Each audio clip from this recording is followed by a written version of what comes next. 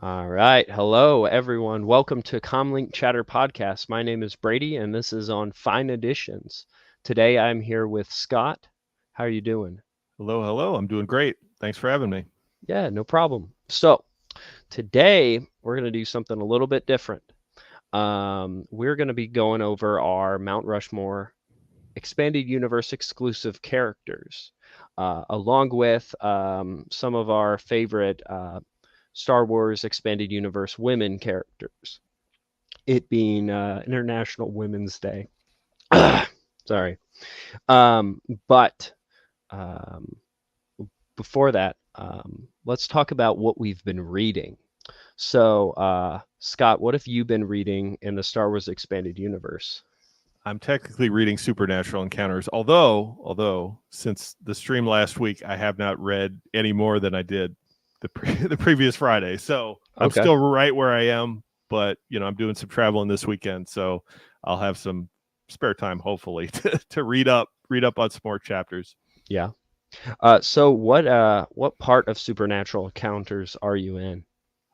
I was reading the Ewoks portion towards the end, and Okay. then I've kind of bounced around. I've had trouble with the Old Republic because I am not familiar with the video game at all.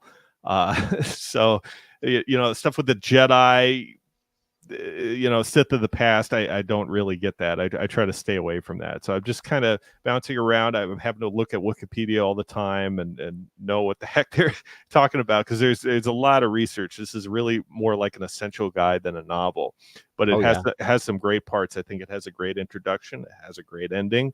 It's expanded upon quite considerably. So I gotcha. take it a little bit at a time. That's my suggestion. All right.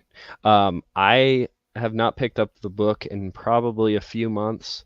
I started starting to lose interest after, not really lose interest, but like, I guess lose time and focus because it's a different type of, it's a different type of novel, like you said. Um, it's almost like an encyclopedia or, because that's what the author intended that the author of the work within the work intended. But I had stopped at book 3, so I'm at like the very beginning. Yeah, and it's a very thick book too. So basically, I mean, you can look anywhere and read about pretty much anything weird in Star Wars. It's probably in this book, and Oh yeah. it has a lot of appendices and some extra information. So I would definitely recommend looking at that. It just reading the chapter because you can read them out of order. I'm not having any problem doing that because Yeah. it's pretty self-contained and I don't feel like I'm missing anything. I would definitely read the introduction, but from Okay. there you can kind of bounce around as you see fit. Oh, okay. I've not heard I've heard of a lot of people just like going through it. Um, So Marcel is doing a stream or series of streams where he goes chapter by chapter. I think he'll take 2 or 3 chapters an episode and talk about all the key points. And it's a lot of fun. You can kind of follow along. And if you don't understand something yourself or don't want to look it up on Wikipedia, you can use that video as a reference because they'll tell you what's what if you're not familiar or don't remember as I found for a lot of cases. It's been a long time since I read a lot of the Star Wars material, and you forget. Right. Oh, of course. That's actually one of the reasons why I started the YouTube channel and the podcast as well, was to just be able to help retain it. Because I think I was going through Dawn of the Jedi, and I was like, I'm not remembering this stuff. Like, I already forgot what happened in the comics. Like, I couldn't tell you. I don't think I could even tell you a character's name. Like, Who's that's the main character? Who's that main girl character with the they had lightsaber packs, and I remember certain aspects of it. yeah. But yeah, But the I'm Jedi. like, and eventually I'd like to review it on the show, but um, that'll be a little bit maybe. I'm not sure. Um, but what I've been reading is a few different things. Um, I was reading. Star Wars Twilight, the Quinlan Voss storyline. Right. It's probably been about a year since I first ever read it. Sorry. And I actually liked it a bit more than that. I felt a lot of pressure trying to read through them quickly at the time, and it was just I don't know. I was Yeah, that whole Star Wars ongoing series was weird because there were some mini series like Outlander. That was one of my favorite comic series. I oh loved yeah, A. Sherrard Head. It tells you more about the Tusken Raiders. It has Aurra Singh. It's a great mini series. I thought like the first one, Prelude to Rebellion, was okay. It was kind of weird. Didn't really have anything to do with episode one other than tell you about Kiadi Mundi. right. And then there was some other stuff with pod racers on the Malastare one. And then you have things like Star Crash, which doesn't relate to anything. It's like they didn't really know where they were going. Then they introduced Quinlan Voss, as you say, in Twilight, and it kind of picks up. There's Billy, this is a character that has some staying power. You think you kind of relate to it, and it's very hard to write an epic story in that particular part of the timeline Right. because they didn't really know where the prequels were going in terms of like having the story treatments for episode 2 at that point, or episode 3. They don't know what they're doing with the Clone Wars. Right. I think they had that Stark hyperspace war, or was there another war that was in between there? There was that was before, Right. because it came out. I think like the main timeline was like after episode 1, but the flashbacks were before episode 1. That's right. That's right. And then they had Outbound Flight, but it was very hard to tell a galaxy, impactful story at that particular part of the timeline. They didn't want to Right. step on the toes of everything. So it's very similar to like a video game like Bounty Hunter, where there's senators, there's hot crime lords, there's things like that. And then they go to like Dathomir for the second arc of Right. Quinlan Voss, and that's kind of cool. But I didn't know Quinlan Voss at that point because I read these when they first came out. I didn't know how impactful Quinlan Voss would be as a character in the Clone Wars era. Yeah. So had I known that, I would have read them a little bit more carefully, knowing what he eventually becomes and how impactful he is. I think my mistake was I read the Clone Wars comics first, and I was like, oh, there's this dude. Okay. And they talk about things, and I go, all right, I'm just gonna accept the fact that he's got this thing. Oh, this Davaronian, he's buddies with him. Okay, I think I remember seeing that from a source book or seeing that from this other thing. But that's I think what kind of made me, I guess, a bit bored of them the first time I read them. But now I'm reading them more carefully, and um, it's just more impactful, I think. I really like the Republic comics so far. Um, we read Emissaries of Malastare Right. a few weeks ago, and were you on that stream? I was not. I jumped Right. on for the Tales of the Jedi. All right, But gotcha. now that I see that you're doing it regularly and it's comics, so I Yeah. can read those. It's not a big time commitment. Oh yeah. I enjoy it. I enjoy it. Sweet. Well, it's awesome to have you. Yeah. Hello. Um, but the comics, I think, uh, they're just so much easier to digest and go into. Eventually, we could get into some novels, but um, if I ever do that, I would like to split them into different parts. So like the first act, second act, third act, and do different things like that. Because there's some channels that do like the whole book in one stream, and it's like you can't really get deep into it that way. Right. Yeah. But I think some of the best book reviews are the podcasts that Nathan P. Butler did on Beyond the Films with Mark Herleman. I always say that because those are like 2-hour, 3-hour long, and in some cases, and they really go through all the books. And even with comics, they go issue by issue, like we did with Tales of the Jedi, right, and you really get so much more from that because I'd rather have a video that covers every single point than just a summary, because I could get a Right. summary in other places. I could get that from Wikipedia. I could get that from the Essential Reader's Companion. There's other things that you could get this, but actually go through it. And if you're going to spend the time to read it, you might as well talk about every aspect of it. Oh, of course.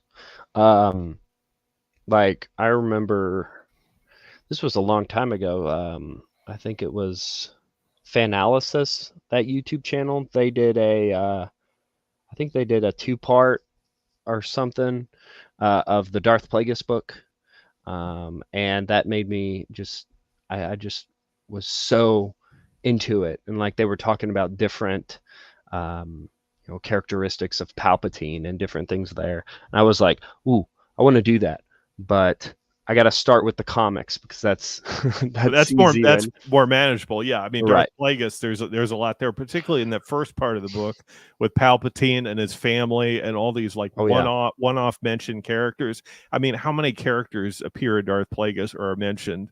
Tons. I I mean, dozens and dozens. So I haven't told Marcel this yet, but I feel like after Supernatural Encounters, he should do a like a chapter by chapter of Plagueis because I feel like of like novels, Darth Plagueis is the most like Supernatural Encounters, where it takes a bunch of sources and ties it all together. Um, but yeah, maybe. I think that format. I mean, it takes a lot of work. I know Oh yeah, Marcel's making notes, and there's a lot of prep work for a program like that. But I just think the way he does it and the panelists that work well together, you don't want a panel that everybody agrees on the same thing. You want different perspectives and people that like certain parts and don't like other parts. I right. think the dynamic of that program works real well, and I think he could do it for other novels, other Star Wars works. I think that discussion would work well on any subject matter. Oh, for sure, for sure. Um, I also started reading Marvel 108.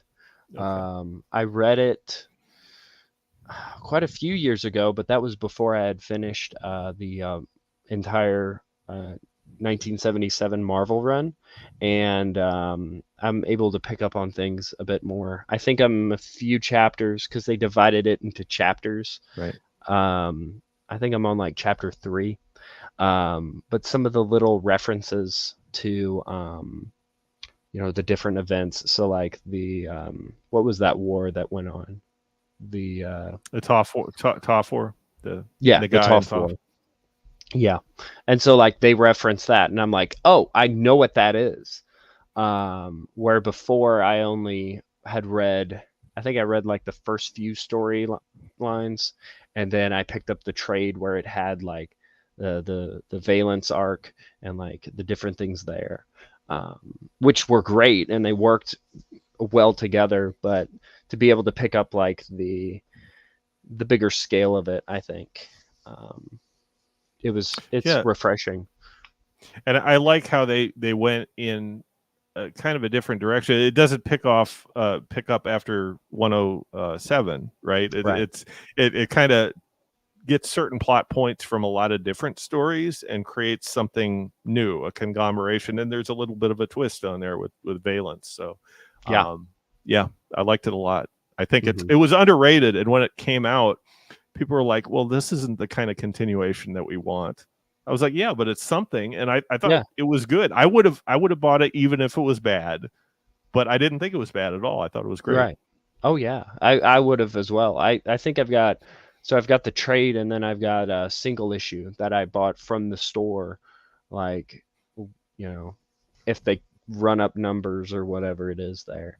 I remember whenever I got it, I asked the guy, I was like, "Do you have the Marvel Star Wars 108?" And he goes, "It is what you see," and I'm like, "Ugh."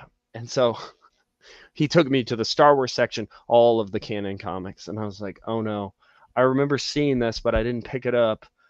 So I was like digging through it, and it was like behind some comic. I don't know what it was, but I was like, "Oh my gosh, this is the last one." I picked up every variant cover that I could find, And I really schooled the guy. I don't think he was the owner of the comic shop, but it was the guy that was working there. I schooled him on what Star Wars was, how the continuity ended in 2014 and restarted. And he kind of knew vaguely what was going on there. He's like, yeah, they revamped Star Wars, starting with issue 1. But he had no idea they had like all the previous comics, because he didn't know about the novels, but at least the comics had a self-contained story that built off one another. So it's all one, continuity prior to that. And then they revamped the whole thing, which they didn't need to do in 2014. And he's like, yeah, man, they shouldn't have done that way. They did you all dirty by doing that. Yeah. It's my guy that I go to. I've been going there since, probably like maybe 6 years or so. That's crazy to think about. But whenever I ask him and talk to him about the Star Wars comics, he kind of, I guess someone had told him before that the Dark Horse was like the best, like peak Star Wars. And so he'll be like, yeah, the Dark Horse stuff was so much better than the new Marvel stuff. And well, now he's kind of upset that he sold me most of my collection for like under $1 a piece. Yeah. And he's like, I wish I didn't sell that, because I tried to buy some new ones that he had, and he was like, all right, I could do $5 for this one. I could do, $10 for this one. It goes for 15, but I'll give you a deal because you've been buying for me for so long. But he's like, man, I wish I could have kept those. Right. Yeah. And my comic book store is the same now. I think after after Marvel 108 came out, the old Legends, the Dark Horse products that they had in long boxes that were just back issues, now they feature those prominently and have raised the price on those. Oh yeah. So those are well sought after. And I remember this comic book store that I bought, 108 from. They had all of the old. They had the omnibuses. They had the Tales of the Jedi omnibuses that go for like hundreds of dollars now. Really? And I already had all of those, so I didn't think to buy another one. But it was like, yeah, I definitely should have, because there were other people just in there just picking off all of those. And he had some back stock for some of them too. So when a certain omnibus would be sold out, he just put another one in there, and he had them all lined up. It was like, for a couple of years, man, that was the place to go. Unfortunately, they're well sold out by now. Yeah, he used to have a ton of the Dark Horse stuff. And I was like, there was so much that I was like, I don't need to come home. And I was still living with my parents. I don't need to come home with a long box, like, which I could have bought it for, $40 and got 40 comics, or probably 80, because some of them were like 50 cents. And I was like, I can't come home here. Plus, what am I going to do? It's just going to sit in the, in a drawer until I get the rest of them, which I wish I had just bought them. Right. Especially if you're missing one issue from a 35 or 50 issue run. It's like, are you going to read that until you get the missing issue? Or are you just going to skip over it? Probably not. That's why trades are so much easier. They fit on the shelf. You can see the spines. You don't need to be pulling them out through a long box or something like that. That takes too much time. Yeah, which I do have a few Rubbermaids down here with them. The basement floods occasionally, not on my side of the basement, and so like I always have that anxiety. So I have everything in like plastic, and so, but yeah. I wish they'd make a 109 because I think it would sell good. I mean, the other one sold really good, right? Yeah, by all accounts, and they didn't market it at all. Right. We still bought it. I think Matt did an interview of the author, and I can't remember the guy's name for the life of me.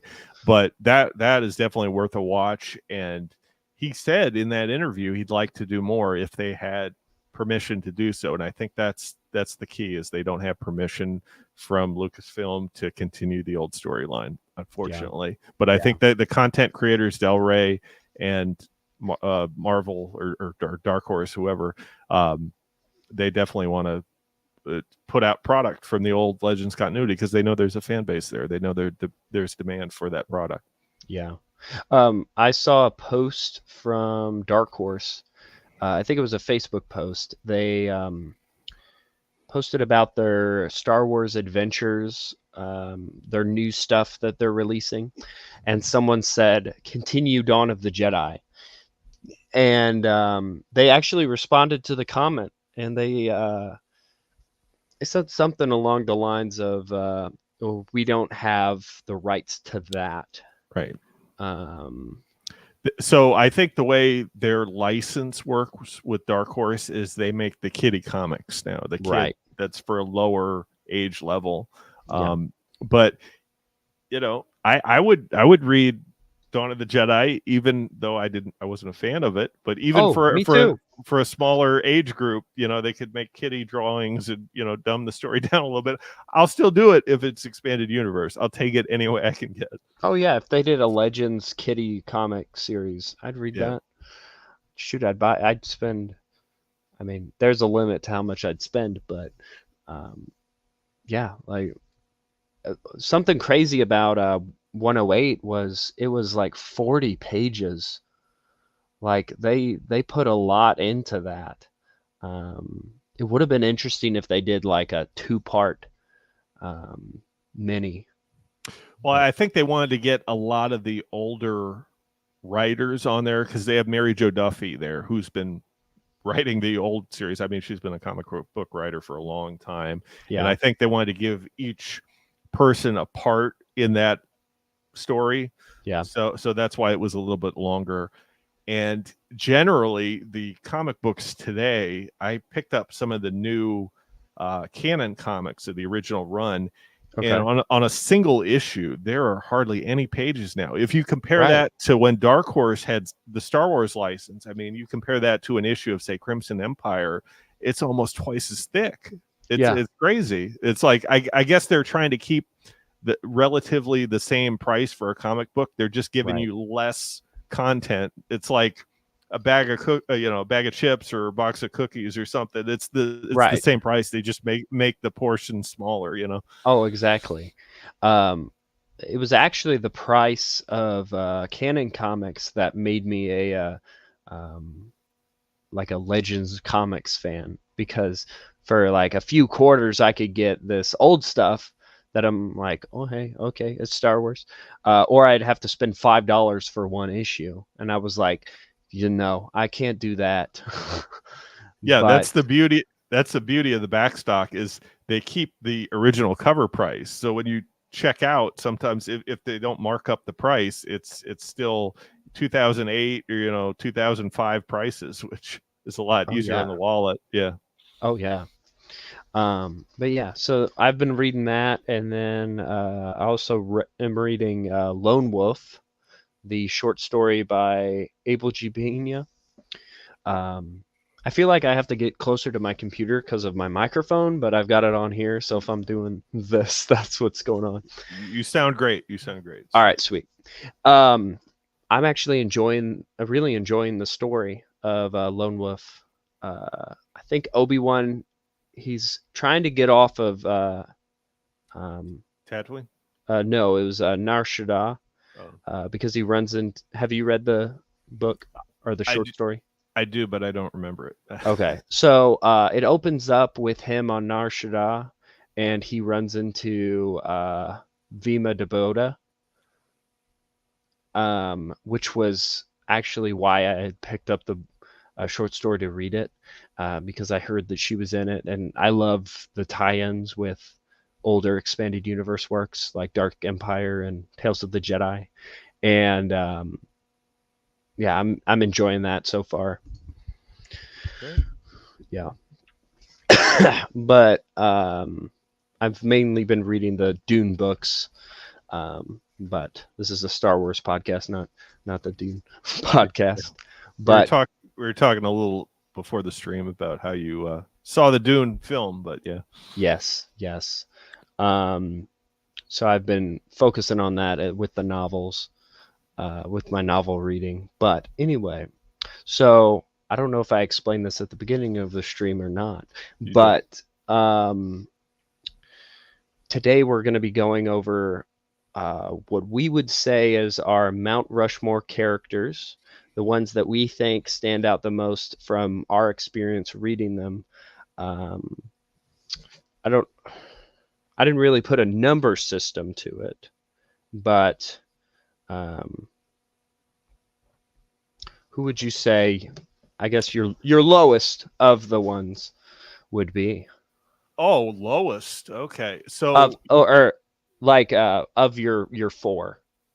okay, because you changed the criteria. Originally, we were talking about, okay, if you were to create a Mount Rushmore of 4 characters, of the most impactful characters in the expanded universe. Now, there could be a lot of different criteria for that, as far as what does the character have an impact in the story?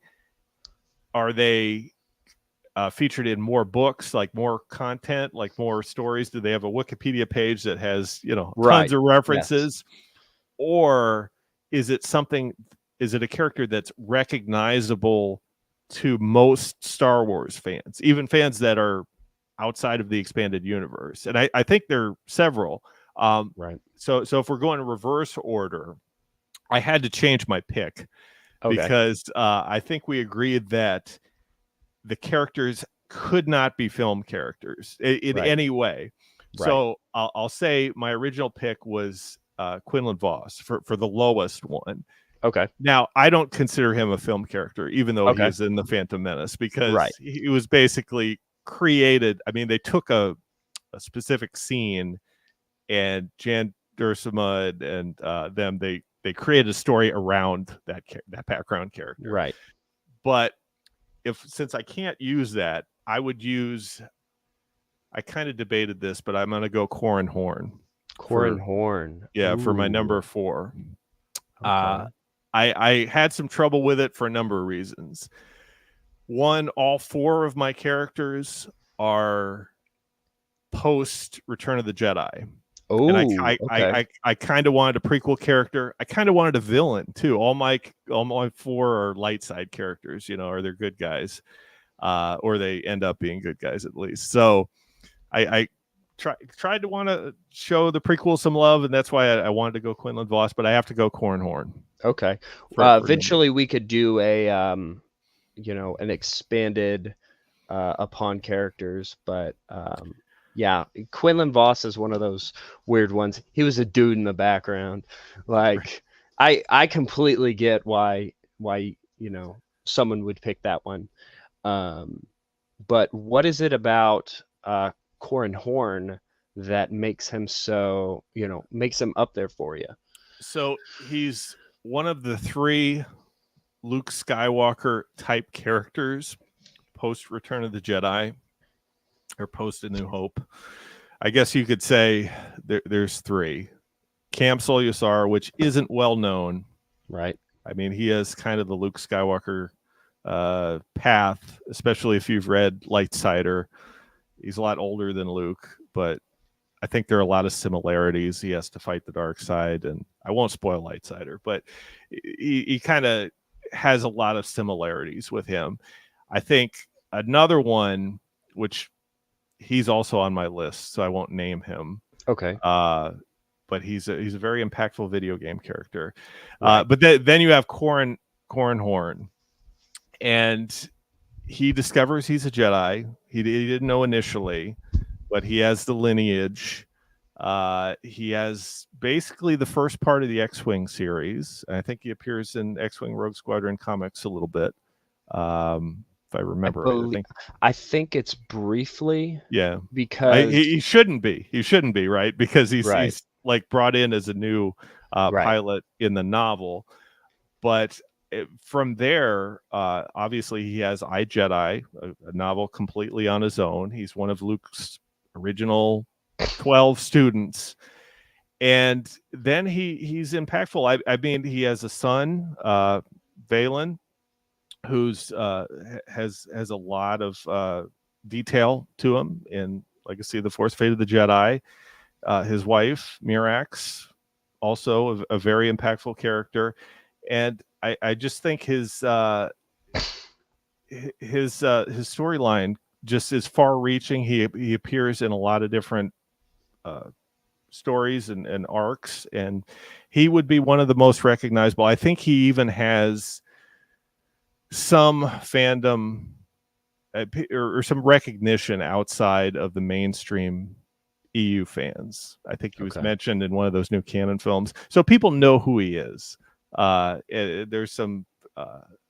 Is there a action figure for him? I'm not sure. I know there's a Yes, there whistle. is. Yeah, there is a Whistler figure. So there's a Corrin They actually figure. had a I don't know what they're called. I think of them as like battle packs because Right. that's what it was for Lego. But they actually had a figure of him for I don't know. This was like 2012 or something. A little bit before they, started switching. But it was like, I know he's in the Legacy action figure packs. That's the one with Whistler. He might be in yeah, the comic packs as well. I'm not sure. I don't think so I because he's don't not know. in any comics.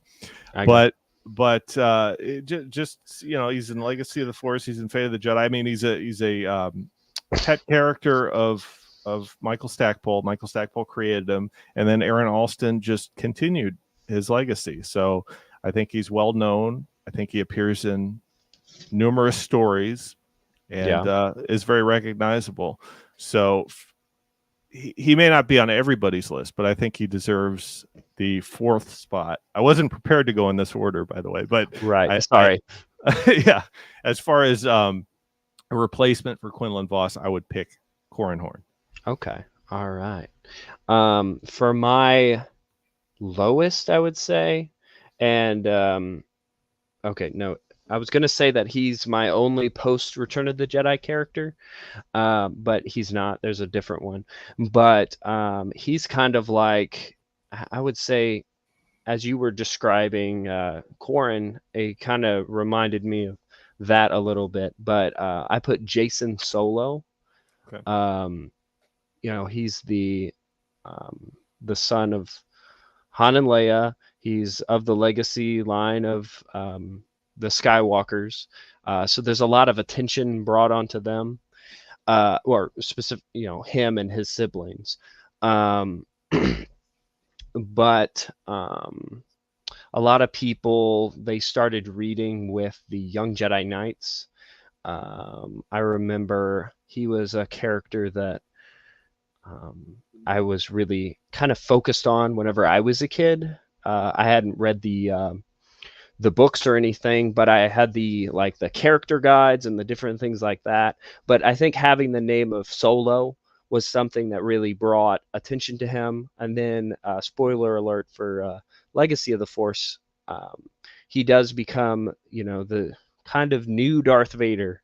Not exactly a more original take on it than like in the sequel films, but you know, Kylo Ren is even based off of Jason, and so I think he's got a lot of, I guess, representation, different things like that. Um, That I agree. And another thing I forgot to mention was it's very easy for this list to create all Timothy Zahn characters, and I didn't want to do that. I wanted some variety. So for that reason, I didn't choose Jason, but I can see how he would make the list, and I would even agree with you that he's probably more recognizable, more impactful than Corin. So I think actually, you won the first round. oh well, thanks. I actually have to run for just a moment. I gotta let my wife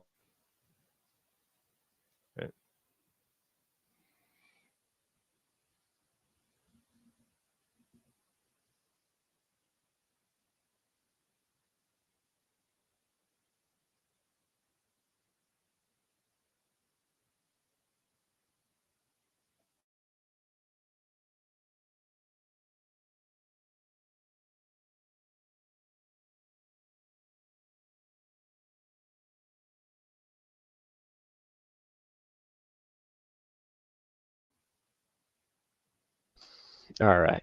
Hello. Back. Hey. Sorry, we only have one garage door opener. And so had to figure that out. But Yeah. what do you have for your next one? Okay. So number 3, like I said, I didn't want to go all Zahn characters, and I think a reasonable person definitely could go all Zahn characters. Right.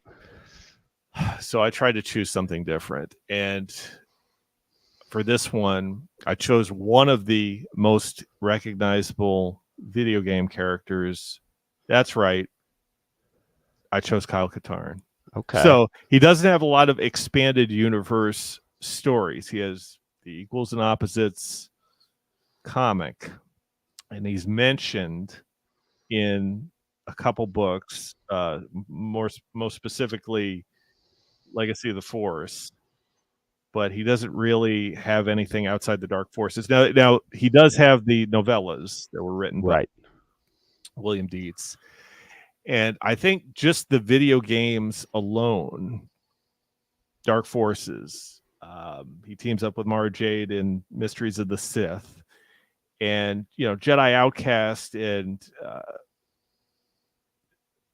Jedi Academy. I think those video games are arguably some of the best Star Wars video games that have ever come out for any platform. I know it's kind of a Doom clone, Yeah. but it was really the first video game where you could kind of shoot stormtroopers on your own. That Yeah. was fantastic, and uh, his story arc where he joins the Imperial Academy, he recognizes he's a Jedi. He has this Inquisitor Jarek and all his underlings going after him.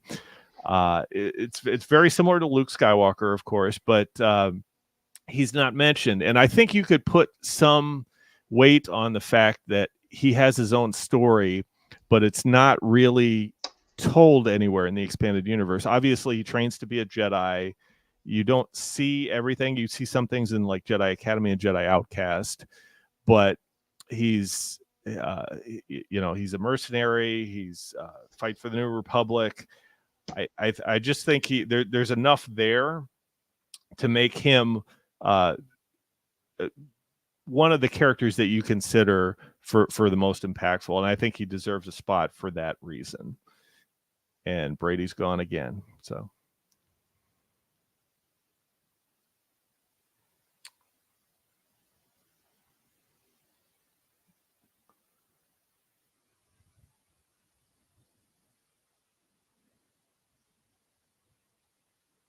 Sorry, that was my daughter.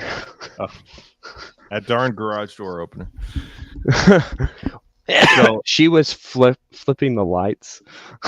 Yeah. I was like, okay, I am needed.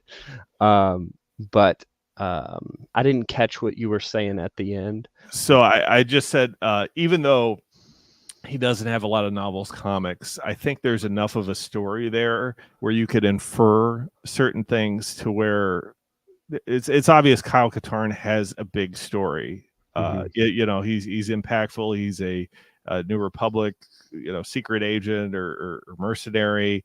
He trains to be a Jedi. He kind of puts it off, but then kind of comes back. We see him in Legacy of the Force. He's a master at that point.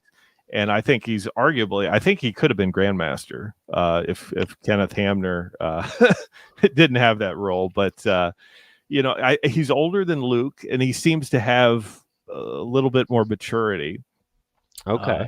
And just because the impact of those games, I mean, you could go other characters like Dash Rendar and that, but there's not enough of a story there. And I think because Kyle Katarn has all of those aspects to him, he deserves a spot.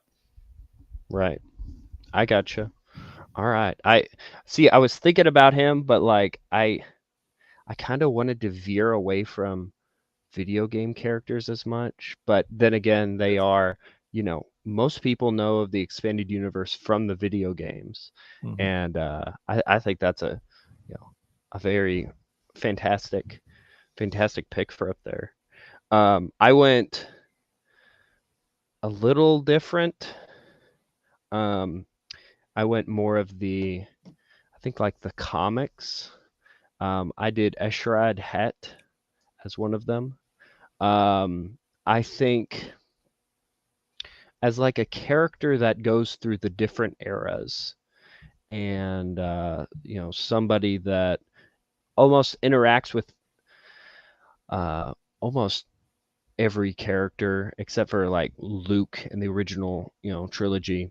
But we get to see him deal with the legacy of Skywalker, and we even see him, meeting with Anakin whenever he's a young boy because they're both from Tatooine, and then we see him be. Now I can't remember. Um, was he recently knighted during the Clone Wars? He has a similar. I think he's knighted before Anakin. Okay. But they joined the academy about the same time. He's older than Anakin, obviously, so I guess his Right. track is a little bit more advanced. Right. But they have a similar background. They're from the same Right. planet, and Right. Exactly. yeah, Um, but I think that character, he has the same, not the same story, but like the same downfall as Anakin, minus the redemption. Um, but we get to see him, rise to power. Uh, he's almost, you see a lot of these characters inserted into Star Wars, and they almost feel fan fictiony. One of those being on the thumbnail of this video. But it almost feels fan fictiony for them, but for him, they were able to write him in a way that he was off on his own adventures, and then he ends up going down the same path as Anakin. Um, having to deal with the Yuzhong Vong, having to deal with, you know, rebuilding the Sith Order. Um, and you don't really get the sense that he turns to the dark side. Like you right, would never guess that. You never see that coming, because when he encounters Anakin, the struggle is with Anakin. It's Anakin's anger, right, and it just throws you for a loop when you see him in Legacy. And H.R. Hat was another character that I was debating including. I want, if you're going to include a villain at all, I think he's probably one of the ones to include. The other one was Revan, and I don't know enough about the Old Republic or those video games to include him. I know he's a very recognizable character. You see everybody's handle the is somehow related to Revan. You see his costume everywhere. So yeah. that's another one. No, I just for me he's not included there because I don't know enough about him. that's kind of how I'm basing this list.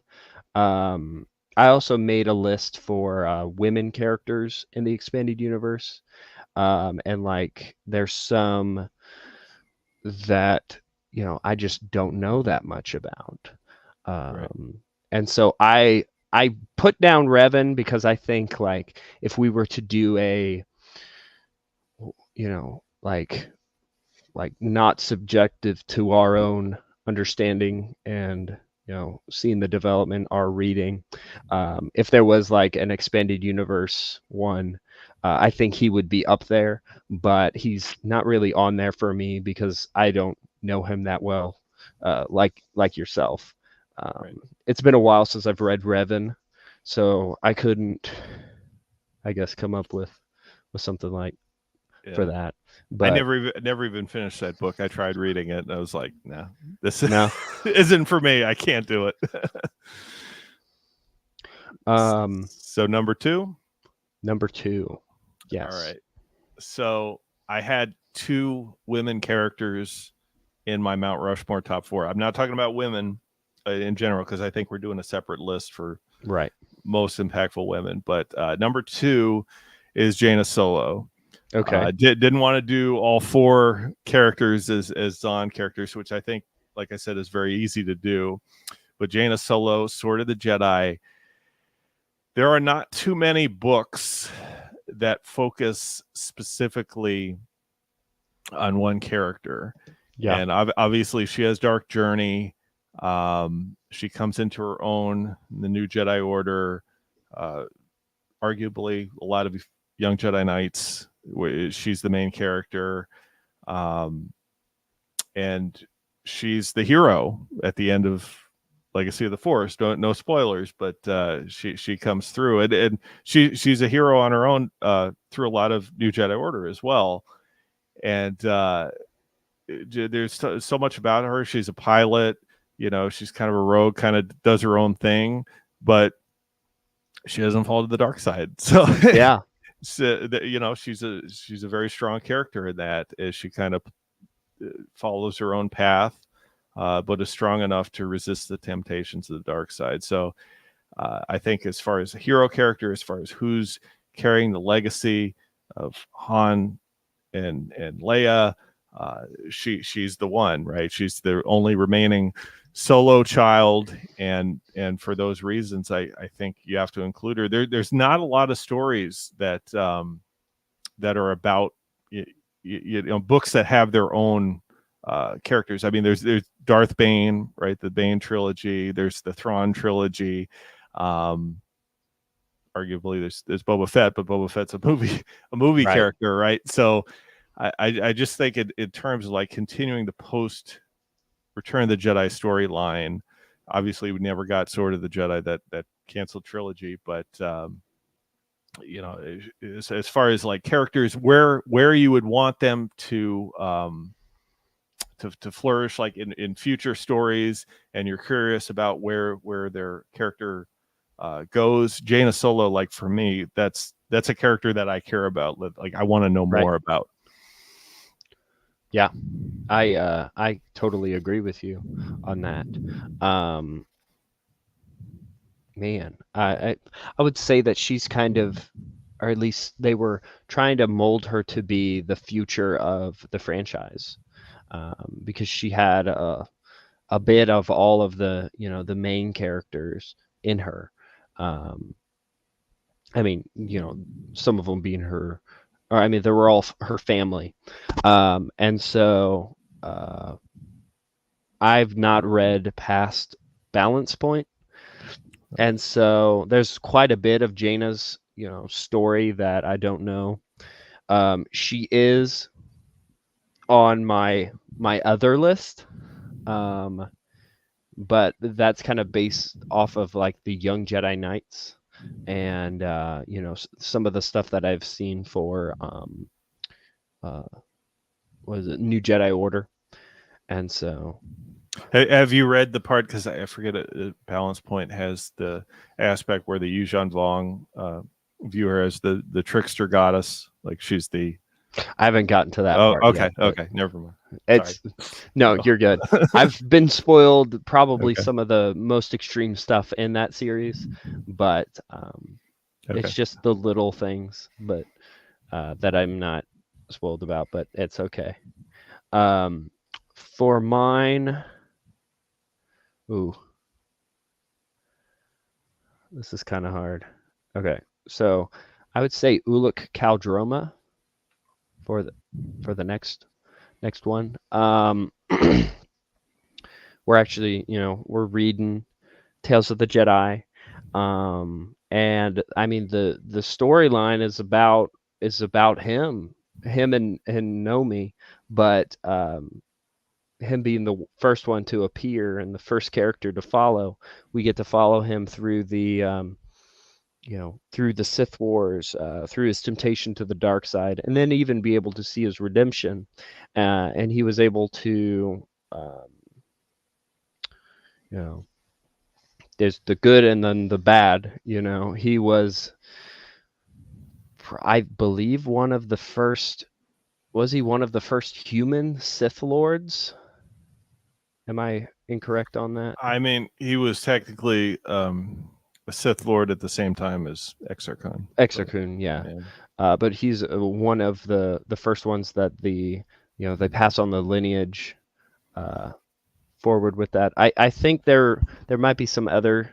The the Um, the lore is basically there's some Jedi that were exiled or fell to the dark side, and then they met. They Ah, met up with these Sith species and became the Dark Lord of the Sith. Like I gotcha. they're the ruler, but then Right. they inbred, and then there's like I gotcha. I gotcha. half Sith and half human. Well, I guess it would be more so the reawakening of this, the different Sith lords, and he was apprenticed to Exar Kun for the brief period of time, and I know that they had some toys made of him, and he's oh it's hard for me between Uluk Kaldroma and Exar Kun, because they both have different paths, but they both kind of pave the way together. Um, but Uluk does, in a way, become Mandalore in a way, sort of, with the battle with the Mandalore at the time, um, Right. He kind of and gets kind them of on his side. Yeah. right. He recruits the Mandalorians, and you can see the development of him through those. Um, but and then he was referenced in the video game, which I still need to. I'm I feel like that adds some to his character, but also it might add some confusion within the lore because He's referenced a lot. Even the Fantasy Flight role playing guides, like their ideas for adventure. There's this epic story. There's like an in-universe story of how he's a legend, Eula Queltroma, and that makes sense, right? Because he's like he's the Paul Bunyan of like the Star Wars universe, right? He's this kind of mythical character that people knew about thousands of years later, and we see that a little bit in Jedi Academy trilogy, and I think that definitely makes sense. He's not in enough stories for me to be the most recognizable or the most impactful. He definitely is impactful for Tales of the Jedi. Tales of the Jedi is a great story right, arc. Um, I don't know if I'd include him just because he doesn't appear enough. But right. other than that, I definitely agree with what you said. Okay. All right. See, because it's kind of hard because Exar Kun, he eventually gets led. Luke has to deal with him later. Um, as I get higher in this list, you know, there's the debate between two characters, which this next one is going to be even harder for myself. Um, I don't know if you want to go ahead with yours. I'll go ahead with mine, but first of all, I'd say it was the opposite for me. So when I got to the Okay. lower rungs, I was like, okay, who am I going to pick for my number 4? Because I could go so many different ways. I think True. Yeah. number one's very easily because you could eliminate the subjectiveness out of this. I think you could Okay. create a set of criteria to where you look at the expanded universe, you eliminate all the film characters, right? And Right. you say, okay, out of the remaining characters, who's in the most stories, who gets the most text time or panel time in a comic book, or I don't Okay. know how you'd judge a video game or a role playing guide, but I think objectively the expanded universe character that's referred to the most and has the most written about her is Mara Jade. I don't think there's Okay. any question. I think that's objectively number one. I think she deserves the number one spot for that reason. She's the only character of my 4 that dies. Right.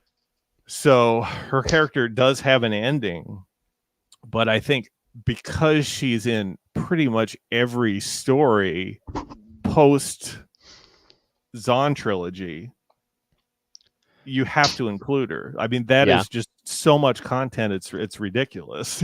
She's mentioned it pretty much every story. I mean, she's not the main character, but there are a lot of characters where she is the main character. There are a lot of books, Allegiance, Choices of One, they constantly went back to her, even after her character was killed off. She's sort of mentioned, as Luke's former wife, as Ben's mother. So I don't think you could name objectively a more impactful expanded universe character than Mara Jade. There's so much Right. about her, even outside of the actual written part of the expanded universe. If you go to action figures, toys, any ancillary material that's created, like Mara Jade is recognizable. Everybody knows who she is. Oh yeah. I would. Do you think that the public, like the regular audience, or like the people that would go see just the movies, do you think they know of Mara Jade the most out of your list? Out of my list, yes, and they may not know her story, but I think they've heard of her. Right. Thrawn is maybe the one exception that he's more recognizable, but that's because he appears in Rebels and Right. appears in some things that aren't expanded universe related. So if you look back to like 2014 and just consider everything at that point in time, Mara Jade's the most recognizable EU character Okay. All right. to the general public. All right. Now, do you have any Mara Jade merchandise and things like that? Yes, I have the Wizards of the Coast miniature. She has several figures in that series. I think I have one. There's a playmat for the Fantasy Flight LCG. Okay. It's like a tournament. Like if you won a tournament, you'd get this Mhm. this playmat, and I have that. There's tons of action figures about her. There's there's posters. There's a was it Sacrifice or Invincible, or maybe both. There was an official poster that Really? shows all the Legacy of the Force book covers. That maybe it's Invincible. Okay. Now that I'm thinking about it, but that's Jaina. That's my number 2 character. So There you go. yeah, there's a lot of merchandise on Mara Jade. All right. I feel like now that you mentioned the bit about, well, my top one, I would say, would be Grand Admiral Thrawn. I think, like you said, a lot of it does come from the him being in Rebels and him being in other things, but yeah, I would also have that tied with Darth Bane, because I feel like he was a very like prominent character for like the Rule of Two. Technically, he's a George Lucas creation. I think he gets referenced in the novelization, but going back to Thrawn, I think just his like battle technique, how smart he is. He's kind of the Sherlock Holmes of the unit, post Return of the Jedi. Sure. He does, meet his demise at the end of his, first appearance story. But what do you think of Thrawn in that up there? I obviously considered him, and it would be nice to include him simply because he's a villain. Darth Bane as well. It's just, if you look at the expanded universe, all the eras, Darth Bane just doesn't have the staying power. He has his own trilogy, and it's a great trilogy. And it's kind of the same way with Thrawn. He appears in some other things. He's in Dark Forces Soldier for the Empire, and then he's in Galaxy of Fear, and I think he's mentioned in the X-Wing comic series, or he has like a one panel with his face on it. But he's isn't he also in some of the video games? Is he in TIE Fighter? He's in TIE Fighter, sure. Yeah. Yes, absolutely. And like he develops the TIE Defender, is that correct? I didn't know if I was getting that mixed up with new canon, but I think with both they do that. No, Um, and he tracks Admiral Zarin, okay. the traitorous Imperial, Uh, and he does also appear. Did you say the X-Wing comics? I think there's one panel where it talks about aliens in the Imperial military and how he was kind of outcast, set aside, and he had some assignment that basically put him out of the way. Um, and that's true. He eventually comes back in Heir to the Empire. Right. I think. I think he was in the. Was he in the Baron Fell storyline? That might have been it. Yeah, Yeah. that Yeah. that would make sense. But besides that, uh, Thrawn, he obviously, like you said, he dies in Last Command. He's hinted at coming back in the Hand of Thrawn trilogy, Right. but he doesn't. We just see a clone in a vault. And besides that, I think they tried their best. They really wanted to bring Thrawn back, but they couldn't. So they created the Chiss species and the Chiss ascendancy, and they just inserted that Right. instead. They're like, here's a bunch of Thrawns. Right. And to me, as I was reading through the expanded universe, that was kind of jarring. Like okay, you have this Chiss faction, which is basically stronger than the Hapen faction, but yet we don't really hear much of it at all. Like they're out in the unknown regions, and I guess that's the explanation why. But it's like really they wanted to bring back Thrawn, they couldn't. So we'll Right. just bring back his species. Now, I think I heard this rumor, but did they want to have Ben Skywalker team up with a clone of Thrawn? Is that accurate, or is that just stuff that you hear around? There was some story idea that Mike Stackpole had with Timothy Zahn about how to it was the recruiting, it was how Baron Fell got to be fighting with Thrawn's faction, basically in the Thrawn trilogy, like around that Oh, time era. And he changed his story idea from year to year. And I think towards the end of the expanded universe, it eventually became the story of Ben Skywalker and him teaming up I gotcha. with a clone of Thrawn. So he changed it around a little bit, but when people asked him, okay, what ideas did you have for future stories? That was one of them, and it evolved over the years. I gotcha. I gotcha. That would be interesting. Although I feel like it would cheapen it a little bit, because people are just coming back as clones. Um, Right. but Timothy Zahn strikes me as kind of like George Lucas, where he has these ideas, yeah, and depending upon what year you ask him, he'll tell you different answers. yeah. Um, what was it? Didn't George Lucas say to bring back Darth Maul as a clone for the video game or whatever it was? Well, Uh, I think it was George's might have been George's idea to bring him back for the Clone Wars or something. I think I it don't know. was, but I think he wanted Darth Maul and Darth Talon to be friends and like team up for a story. Oh And he wow. was because I think it was the Force Unleashed people. They were commissioned to make a Darth Maul game, and they had a bunch of Darth Maul toys and different things that George would like. Well, he grabs a Darth Talon figure and a Darth Maul figure and goes, "They're friends. Make them friends." and they were told, don't tell him no, or say, Right. "Well, we can see what we can do to make it happen." And I think they had said, uh, what was it?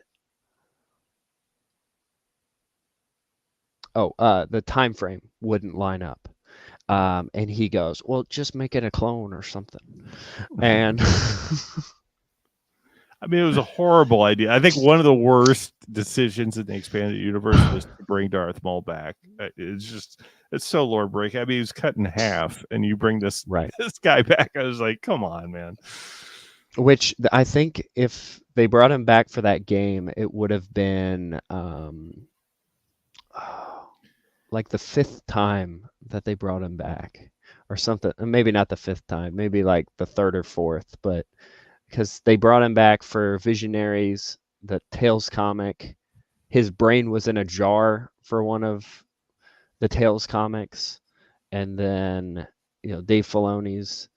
Um, I know Mall Killer was like a DLC or whatever, but by that time, there would have been all these different Darth Mauls running around.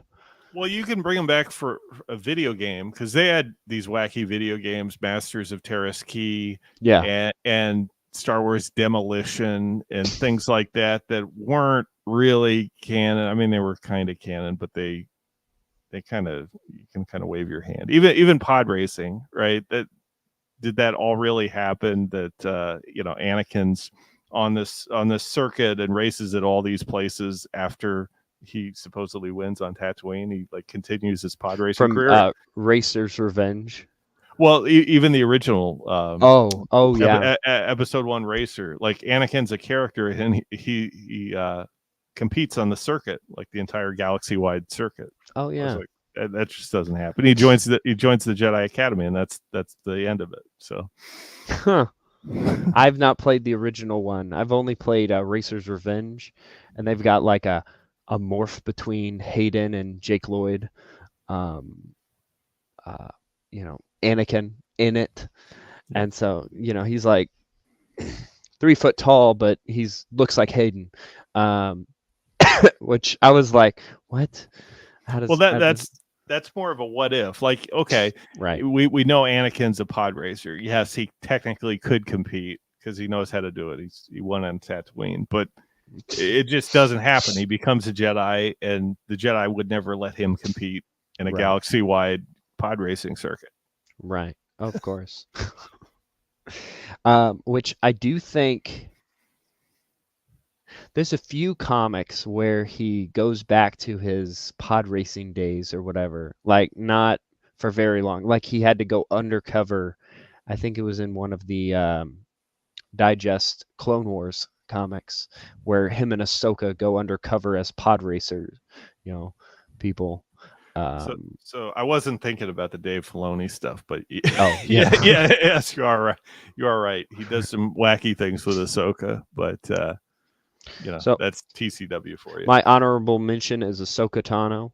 I think it's a no. I'm kidding. Is she a woman? If you go through your international women's list, like International Women's List. she's an alien, right? What is a woman? Oh my gosh. So I would say for my my top one, for my exclusive EU women, would be Mara Jade. Um, and then my next one would be Jaina. You had mentioned those ones. They're Timothy Zahn characters, but they get developed even more without Timothy Zahn, which I actually like that a lot. Sometimes I don't even think that Jason and Jaina should be considered as Zahn characters because they get born at the end of the books. And then I think Kevin J. Anderson does a lot more with making them more than just the solo kids. But who's someone on your list? Well, my first two are the same as your first two. So Okay. if you're just considering women characters, the Mount Rushmore 4, it would be the same two as my list, Right, with, of course. with men and women. So that would be number 1 was Mara Jade, number 2 was Jaina Solo. So if you want to go number 3, I debated this quite a bit. I think there's 2 that pop out, and they're both villains. Ooh, okay. So I'm not sure which one is more impactful, but okay. I'll take a guess. I think I've got an idea. For number 3, it's Natasi Dalla. Okay. All right. I don't know if that's what you were thinking, but that was one of them. Yes. Okay. And the reason why, she's a character that's sort of the opposite of Thrawn, where Thrawn is cold, calculated, and then he strikes. She's the opposite, where she's a loose cannon. She'll attack and then thinks about it later and realizes her failure a lot of times, right? So she'll make this attack that is not well planned, or she kind of realizes it was a mistake, and then goes back and kind of reconsiders her strategy, but she never gives up. And she's kind of this defeated character that's appears in Kevin J. Anderson's trilogy, but she keeps coming back. And then we hear in the essential chronology that she escaped into hyperspace and was never heard from again. Like, she plotted a course that she didn't calculate and may have like flown into a black hole or something. Never heard from her again. And then in Legacy of the Force, we see her return all of a sudden, just like Lumaya. There's something about that book series where old characters just appear again. Yeah. Maybe they were searching for ideas, who knows? But Maybe. she comes back and she plays a very prominent role, a heroic role, may I add. So she's not attacking refugee settlements on Dantooine anymore. She's helping solidify the Galactic Alliance from this breakaway, Darth Caedus. She's friends with Boba Fett. We find. I got to be careful because I'm spoiling stuff. But she's a hero at the end of that series. She defeats the enemy. I'll just say that. Yeah. And you wouldn't think that from her, just knowing her character from Kevin J. Anderson's books, or things like, would she appear in Death Star, right, with Tarkin? But and then she goes on. She has a very prominent role. I think I could say this. She becomes chief of state of the Galactic Alliance because of her role in Legacy of the Force. So it's at the beginning of Fate of the Jedi. She is the chief of state, and a lot of people kind of scratch their heads. But you have to go back and carefully read Legacy of the Force to figure out the reasons why. If you read that series and just consider her role in that, that's why she's elected. So from there, obviously she kind of gets power hungry, and I won't spoil too much for Fate of the Jedi, but there's some old alliances that kind of come back, and some old tensions. There's Tol Gelates, one of the Moffs that was from Barbara Hamley's book that actually comes back in that series. And she just becomes a very impactful character in that series. She's a mover and shaker in those later series, and because of that, I think she's recognizable. She has impacts on the story, and probably more than any other woman, except for one that I can think of, and that's my number 4. But that's why I choose Natasi Dalla, number 3. All right. Mine will be, which you mentioning Dalla made me think of a different character that I didn't even put on the list, which I guess kind of shows the impact that she had. But just thinking back, like it, I'll just say it because like it's not my number 3, but what's her first name? Isard, from the X-Wing series. Yasani Isard. Yes, I'll say that honorable mention. I would say her, because I believe, I think I've read everything with her in it. Because she was in the Mara Jade comics, she was in the X-Wing comics. She was very prominent in the the Empire trying to reform after Palpatine's first death, or the second Death Star death, because we don't know how many times he's died before then. But her dealing with Quarren Horn, that whole plot line in the X-Wing books, I think are fantastic. But my character that I've got here is Nomi Sunrider. Um, she goes from being the wife of a Jedi to being a widow with a child, training to be a Jedi. Um, we actually, we just read the comics, so they're fresh in my mind. And like just some of the turmoil that she has to go through that arc, dealing with her husband's death and having to be able to pick up the lightsaber. And then after that, she charges into the fight with against the dark side, and then you know she's able to love again. But then there's a twist. He turns to the dark side, and then she's fighting against him, and you get to see she goes on to rebuild the Jedi Order to where we start to see it in KOTOR, and then we get to see it later on.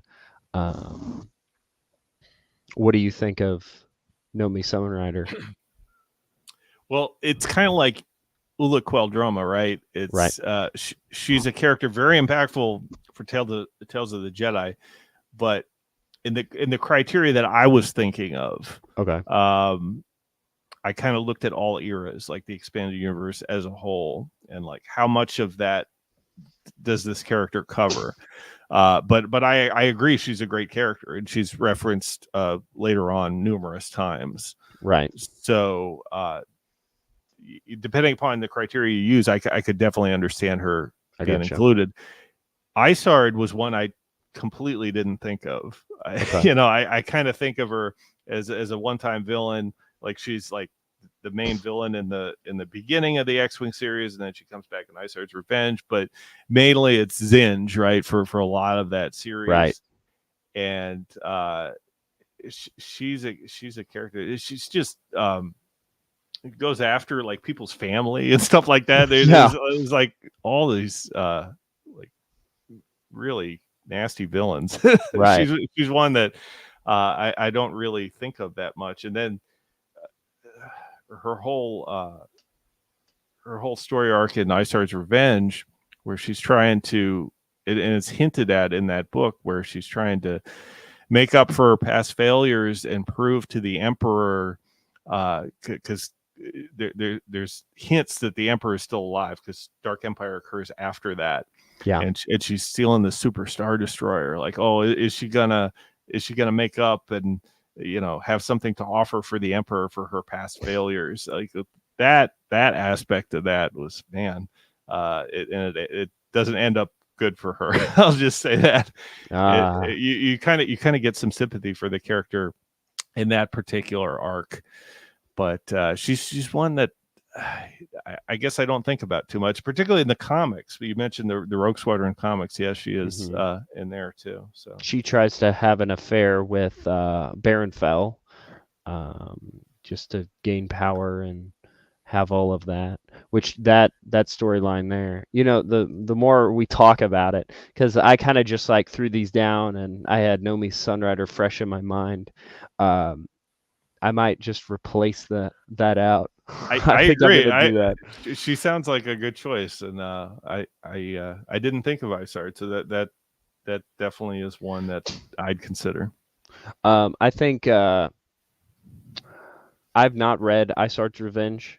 You giving me that brief thing about it, I really want to read it, because I love tying in with Dark Empire, because I feel like that's something that people like to tiptoe around. They're like, oh yeah, that one time that other thing happened. Don't know if it actually happened. Timothy Zahn saying that. But Isard's Revenge has the benefit of being written a lot later. It was one of the last Banta books.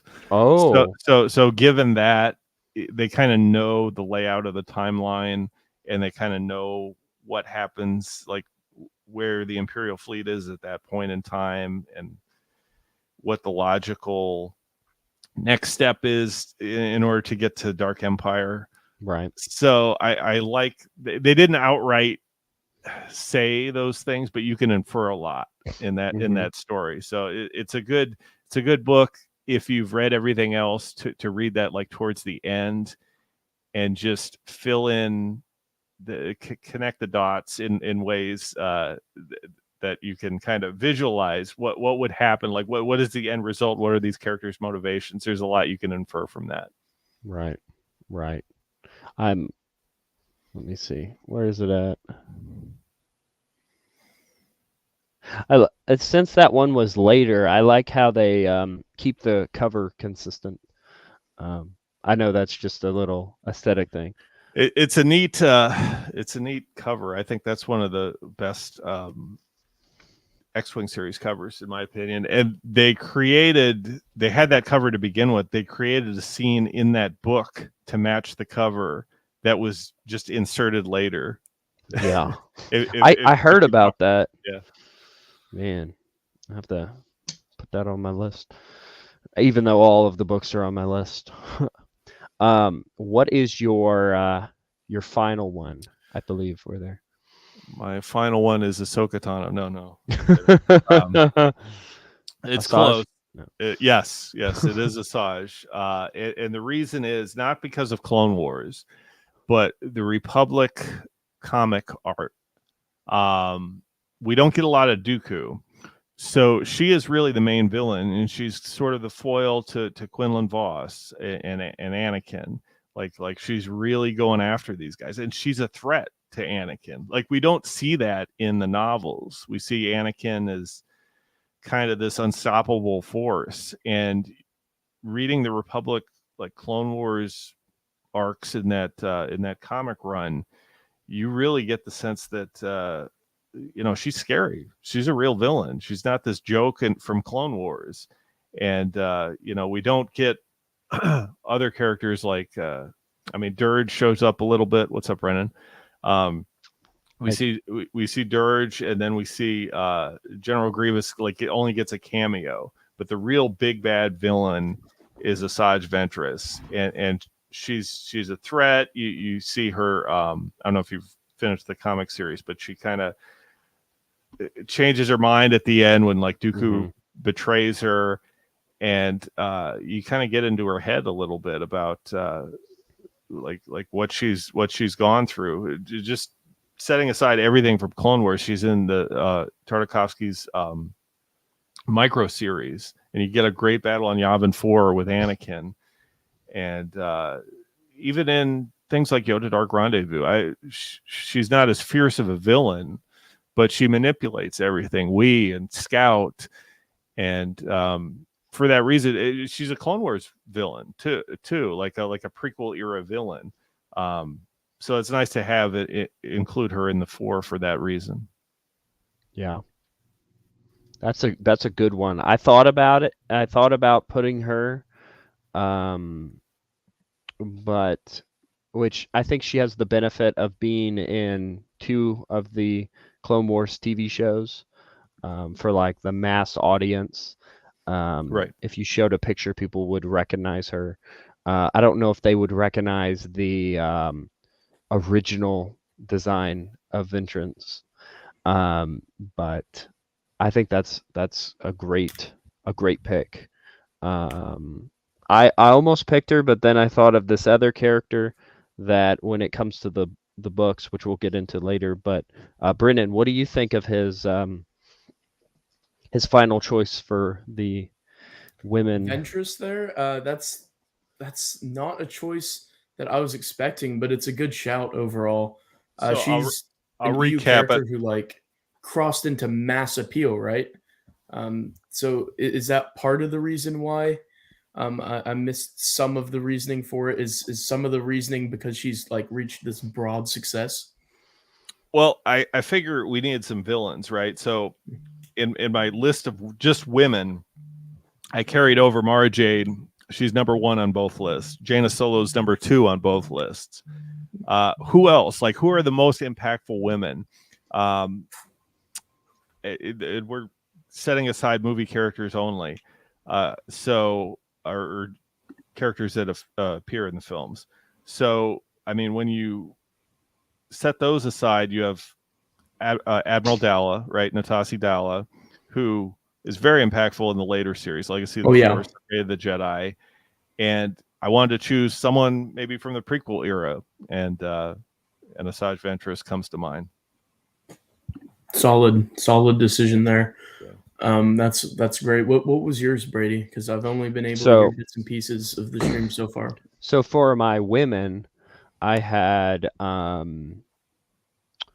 Mara, Jaina, and then I had Nomi, but then I ended up changing it to Isard. Can't speak tonight. Yes, But Sonny, yeah, I started. Asani That's a Isar. great choice. And then I haven't revealed my last one yet. But then for the EU exclusive ones, which I tried to separate them, like, basically boys and girls, I guess, after I got there. But I put Thrawn as number 1. Let's see. I think I did Uluk Kaldroma. I had him up there. Ashard Het. Ashred Het, sorry. And then Jason. Okay. Very solid. And then who did you have? Scott, do you want to tell him yours? Oh, for overall? Yeah, or what were your other two? Because you had Mara and Jaina. Yeah, Mara, Jaina, and Dalla and Ventress for the women, and then for the overall.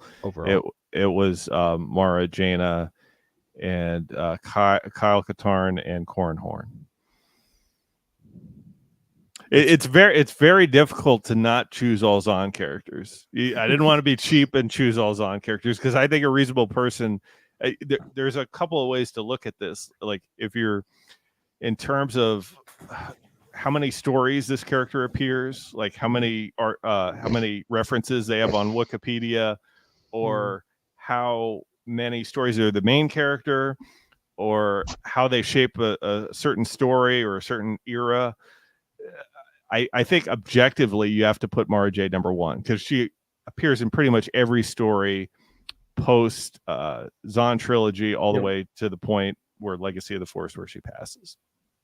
I think if you create a set of criteria, and it's hard to do that with like comics and video games, but just in terms of how often she appears in written text, those numbers of reference have to be, the most. All right. Definitely.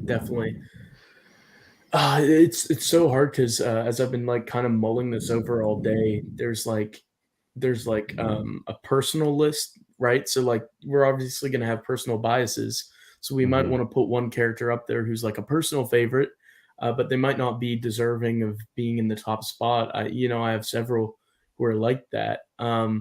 So it's tough, but personal bias weighted with like you're saying, impact on the universe, like as in how many times they appear in the era, what they influence and impact in that era. And then there's sort of like, I think, a third kind of category with like mainstream appeal. How did this character cross over from the expanding universe pages into being known in like the casual Star Wars circles? And I think there's a couple characters that like transcended that, and like jump to my mind. If I were to do a Mount Rushmore, it's really difficult, but I think Mara is unquestionably in there. Definitely, like you can't not have Mara in the list. She's just even the casuals know about Luke's wife, or have heard of her. So she truly transcends that. Another one that transcends that, I think, is Revan.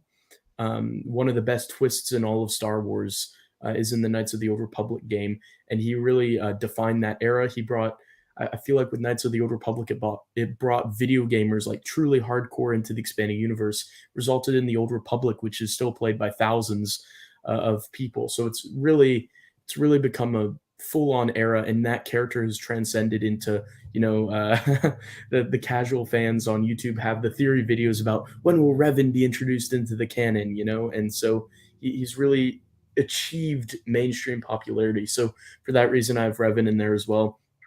How can you not put Thrawn in there? I mean, he's probably the most well-known expanding universe bad guy. It's so hard not to put him in there. But there's so many other good characters. So others that I'd look at, Kyle, like you said, Jason, Jaina would all be up there. Asherad Het was an interesting shout from Brady Thinking. because he transcends into another era with Darth Krayt. So he influences two time periods quite significantly. He influences Anakin, then he influences a future Skywalker as well. It's just so fascinating. But I guess if I were to lock it in, which is an awful spot to be in, because it's like it's just so hard. I guess I'm gonna go Mara, Revan, Thrawn, Jason. I think would be the Mount Rushmore overall for me. Okay. It's interesting you chose Jason over Jaina. I just think that's very interesting. It's a hard one. It's a hard one. I think Jason goes through more character development in New Jedi Order proper, in my opinion. Then you can say what you want about his character development in Legacy of the Force, which some people argue is maybe botched, as well as Dark Nest. But overall, I think he goes through the most development. But Jane is there the whole time, doing awesome stuff. She trends more like her father, hotshot pilot as well as Jedi, as well as Sword of the Jedi, as well as a Jedi Master eventually. I think she attained that by Fate of the Jedi. So, but Jason at the same time has a very nuanced and complex arc, at least in my opinion, as a Legacy of the Force enthusiast. He's kind of like Vader in a way, like turns to the dark side out of like family reasons, except it really feels more personal and justified almost. It's never justified to go to the dark side, but like I can totally understand the mindset and where he's coming from a lot more with Jason than I could Anakin. So I've always felt more connected to Jason personally. I was also an animal lover as a kid, so Jason really spoke to me when I was reading Young Jedi Knights, to be honest. That's interesting to hear because this is a lot fresher in your mind. Like when I was reading Jason's character arc, I'd never fathomed that he would turn to the dark side. Not in a million years. And then we hear, betrayal, and there's this Darth Who contest. I'm like, what the heck are they doing? It didn't make sense to me. But you, as a newer fan who's read it kind of and it's fresh in your mind, that is interesting to hear. So that it made sense to you. That's great to hear.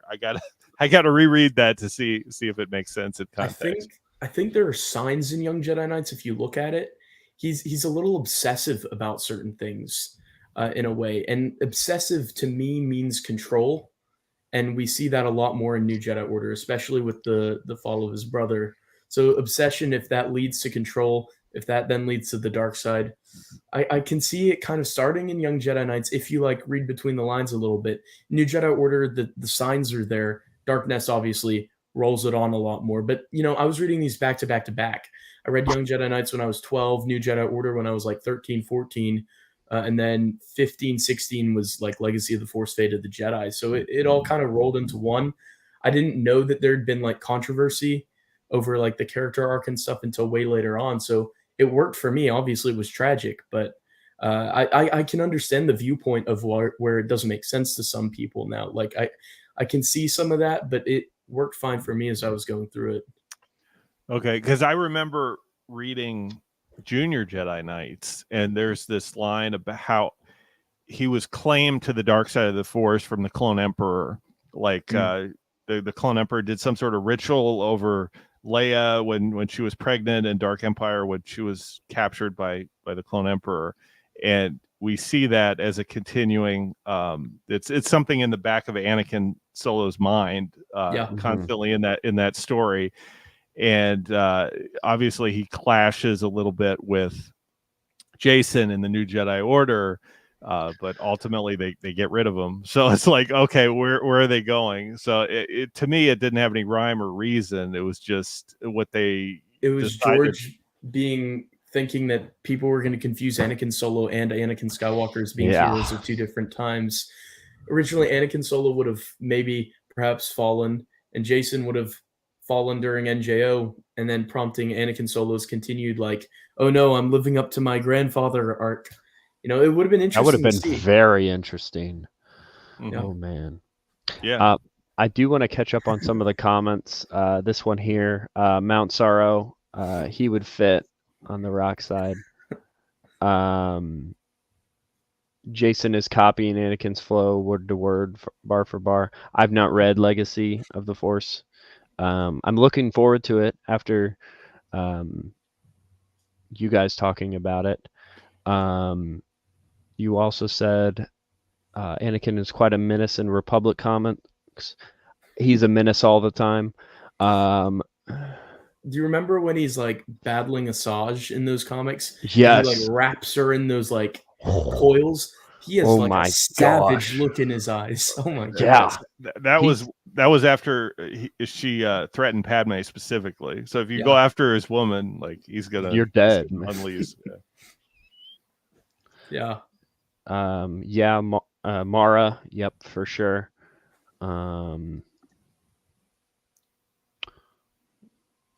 She's one of the two redheads introduced in the 90s. Okay.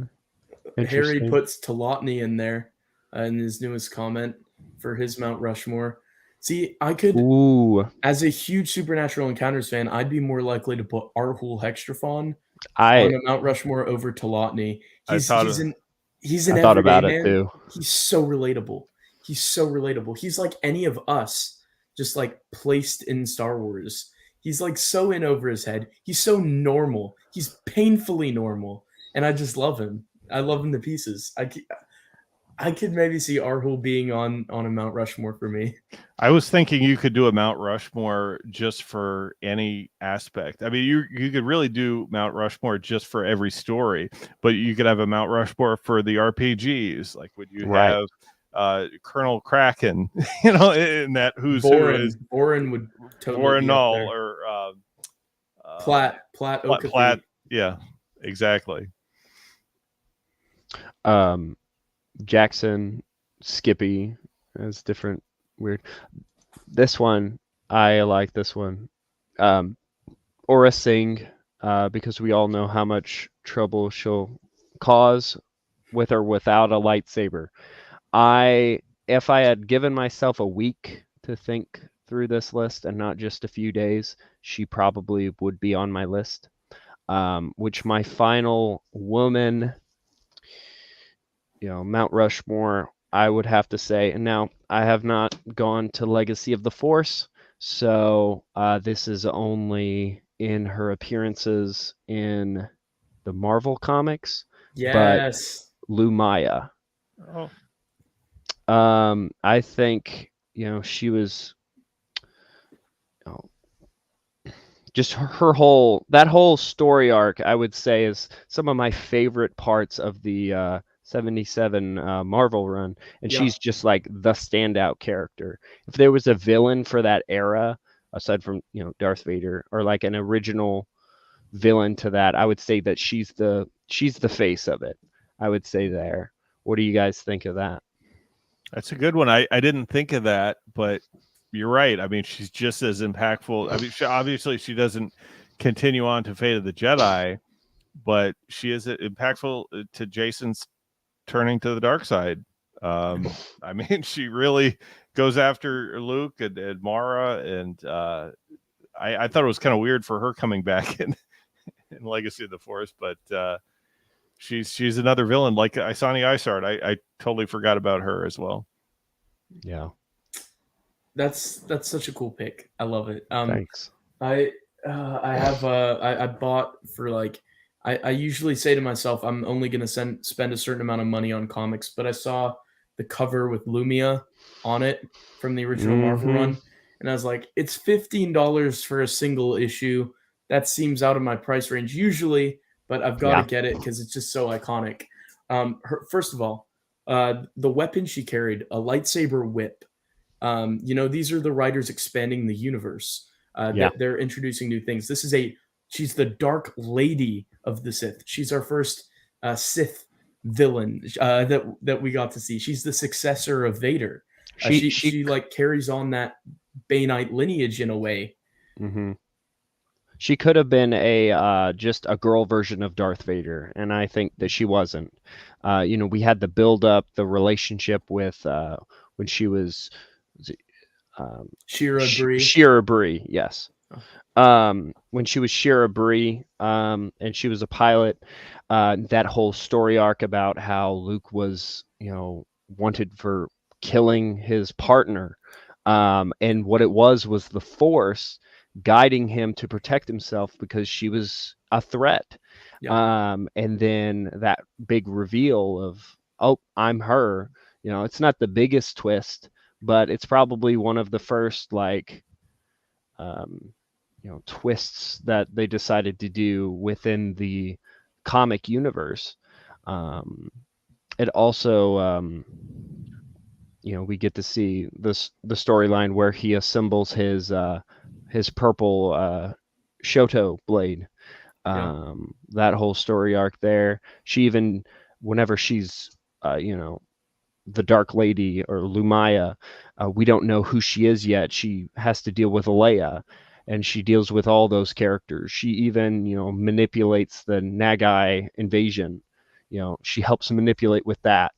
Um, I think, she, going back to what I said earlier, I would say that she's like the main villain for the Marvel run back in the Yeah, 80s. definitely for the latter half of it for sure. Um, she's such a fascinating character. Like visually, she's really cool. Um, like you said, she was really monumental in moving a lot of pieces around. Can I just say how eternally grateful I am that the Marvel comics are no longer like secondary canon? Yeah. I was so grateful that the EU like elevated their status. The first example of this was with the Galaxy magazine back in the '90s. They Mm-hmm. had a short story with Lumaya, and it was the first place outside of those Marvel comics that she showed up. So it was the first attempt at like saying, okay, we're bringing that back in, because the thought at the time was like, oh, that's like its own thing, that doesn't really count here. Like comics do count, but like the Dark Horse stuff, like Right. Tales of the Jedi, Dark Empire, that kind of stuff. And so then after that, like with Legacy of the Force doubling down and bringing her back, just so grateful that the EU like displayed this continuity between its facets and was able to like bring stuff back in and elevate the material, because otherwise we might be looking at a different legacy for Lumaya, not one that's as impactful. If that single short story hadn't started the work by starting to bring her back into the lore. Yeah, That's that was part of it. The other aspect was they reprinted some of the Dark Horse the Marvel issues under Dark That's Horse right. with Yeah. with the Macquarie artwork, but it was just certain ones. It was the one The Apprentice with Flint and Barney and that, and I think they were referenced in the first Essential Guide to Characters, which was like 1994 or something like that. Nice. So they weren't all incorporated, but some of it was, and it wasn't until later, obviously, with the new Essential Guide to Characters, we actually got a full on entry for Lumaya, and then at that point the writing was on the wall that she was going to come back in the next series, because I think by that point they had started planning it. But sorry, Brady, I think I interrupted you. No, you're good. You're good. Harry says in the chat that he thinks the first time the Marvel stuff was included was in the RPG book, That too. about the Alliance of the Free Planets, which I think they even in 108 they start cleaning up things, and like they make it more prominent of, the differences, and they just go, yeah, we know, we just changed the name. Like I just read that, I think it was just today, and I was like, oh my gosh, they're still retconning stuff, even though they didn't have to, but they still care about the universe, the writers do. And whenever people say that they're worried about what Disney will do, if they got the right writers for it that care about the source material, then they'll be good. And the writers on 108 cared so much about the expanding universe. I think that's very clear to see from what we're told, which is kind of an unfortunate thing. What I've heard at least is Marvel really didn't want to do it. The writer who ultimately wrote it begged and begged them like over and over again, to let him write a Legends story, is what I was told regarding like the behind the scenes stuff there. So unfortunately, that shows us one that Marvel isn't too interested in Legends, at least in 2018 they weren't. But it also shows that this guy cared so much about the expanding universe that he was willing to just put his cards on the table to get this thing written, and he wrote it as pretty much a love letter to the expanding universe. They got so many artists back. Like I don't know if you guys saw this, but Jan Duursema did artwork in Marvel 108. Yeah. That's super cool. They brought back lots of people who worked on the original Marvel series, which I didn't know this, but Jan Duursema worked on one of the issues of the original Marvel run as well back Really? in the 80s. She did that before she did anything with Dark Horse, which I Ooh. hadn't been aware of, which is quite crazy that she was active back then. I'll have to look in to see which issue that is. I'd like to give it a reread. It's the one that's really kind of weird. It's Most of them are. it's That's what I love about them. Yeah, true. It's the one where Yoda like starts training two students in the afterlife, I believe. Ooh, yes. Let me double remember check that. which issue it was. I was gonna reach out to you about that because I've just randomly thought about that today. I was like, what happened there? What was going on there? Well, we never got a really resolution to that, unfortunately. But I like to think they were just, chilling in the afterlife with Yoda, learning about the Force. The nether world of the Force that's referenced after episode 3. We got an early look at that. But you were talking about the author to Marvel 108. He begged and begged, but it was Lucasfilm that didn't let them. Okay, it wasn't Marvel. It wasn't Marvel that wasn't letting them create a story in the expanded universe. They had to open that up, and it was Lucasfilm that said that was off limits. So I think they did that for an anniversary or something. It was like the 80 year of Marvel. Yeah. Mm-hmm. Just Marvel as a whole, which I could see how they could sell that to the people at Lucasfilm. It's like, this is what saved our company. So can we do something for that? And marketing team came over and branded it Legends and all that stuff.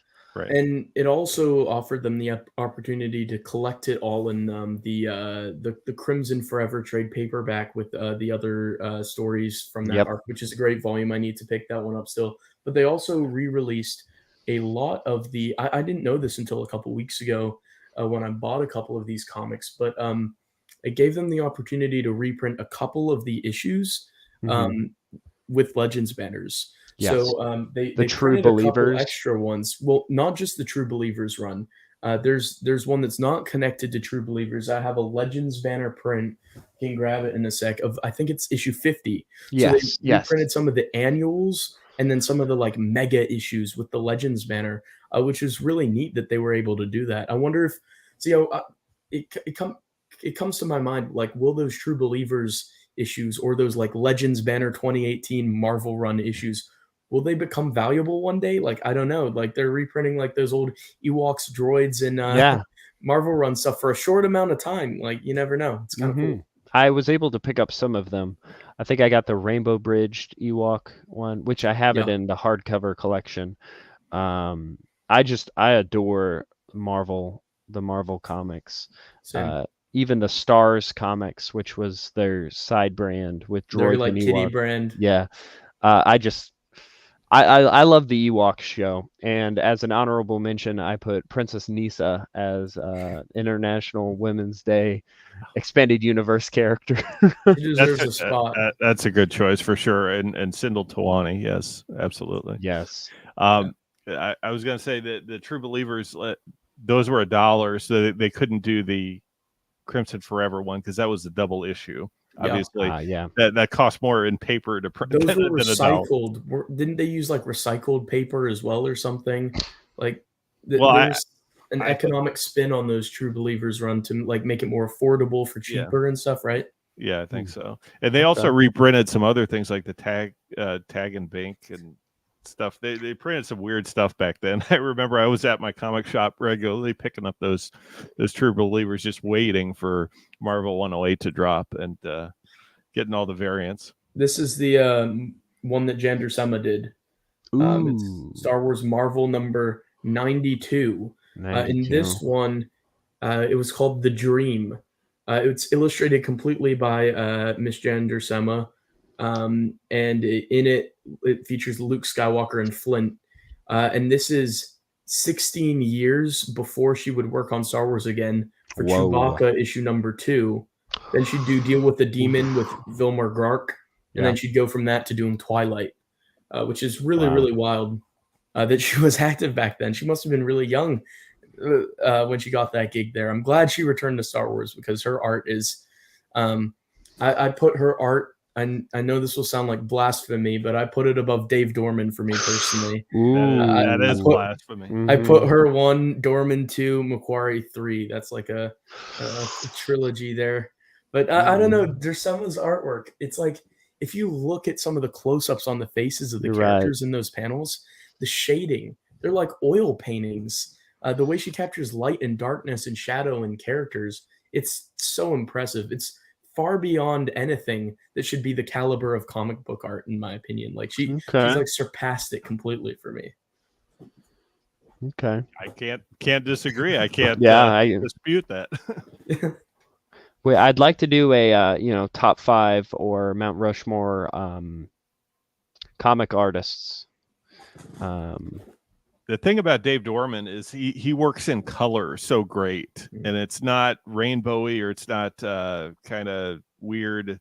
He does like sunsets very nice and just adds color in just the most creative, like subtle ways.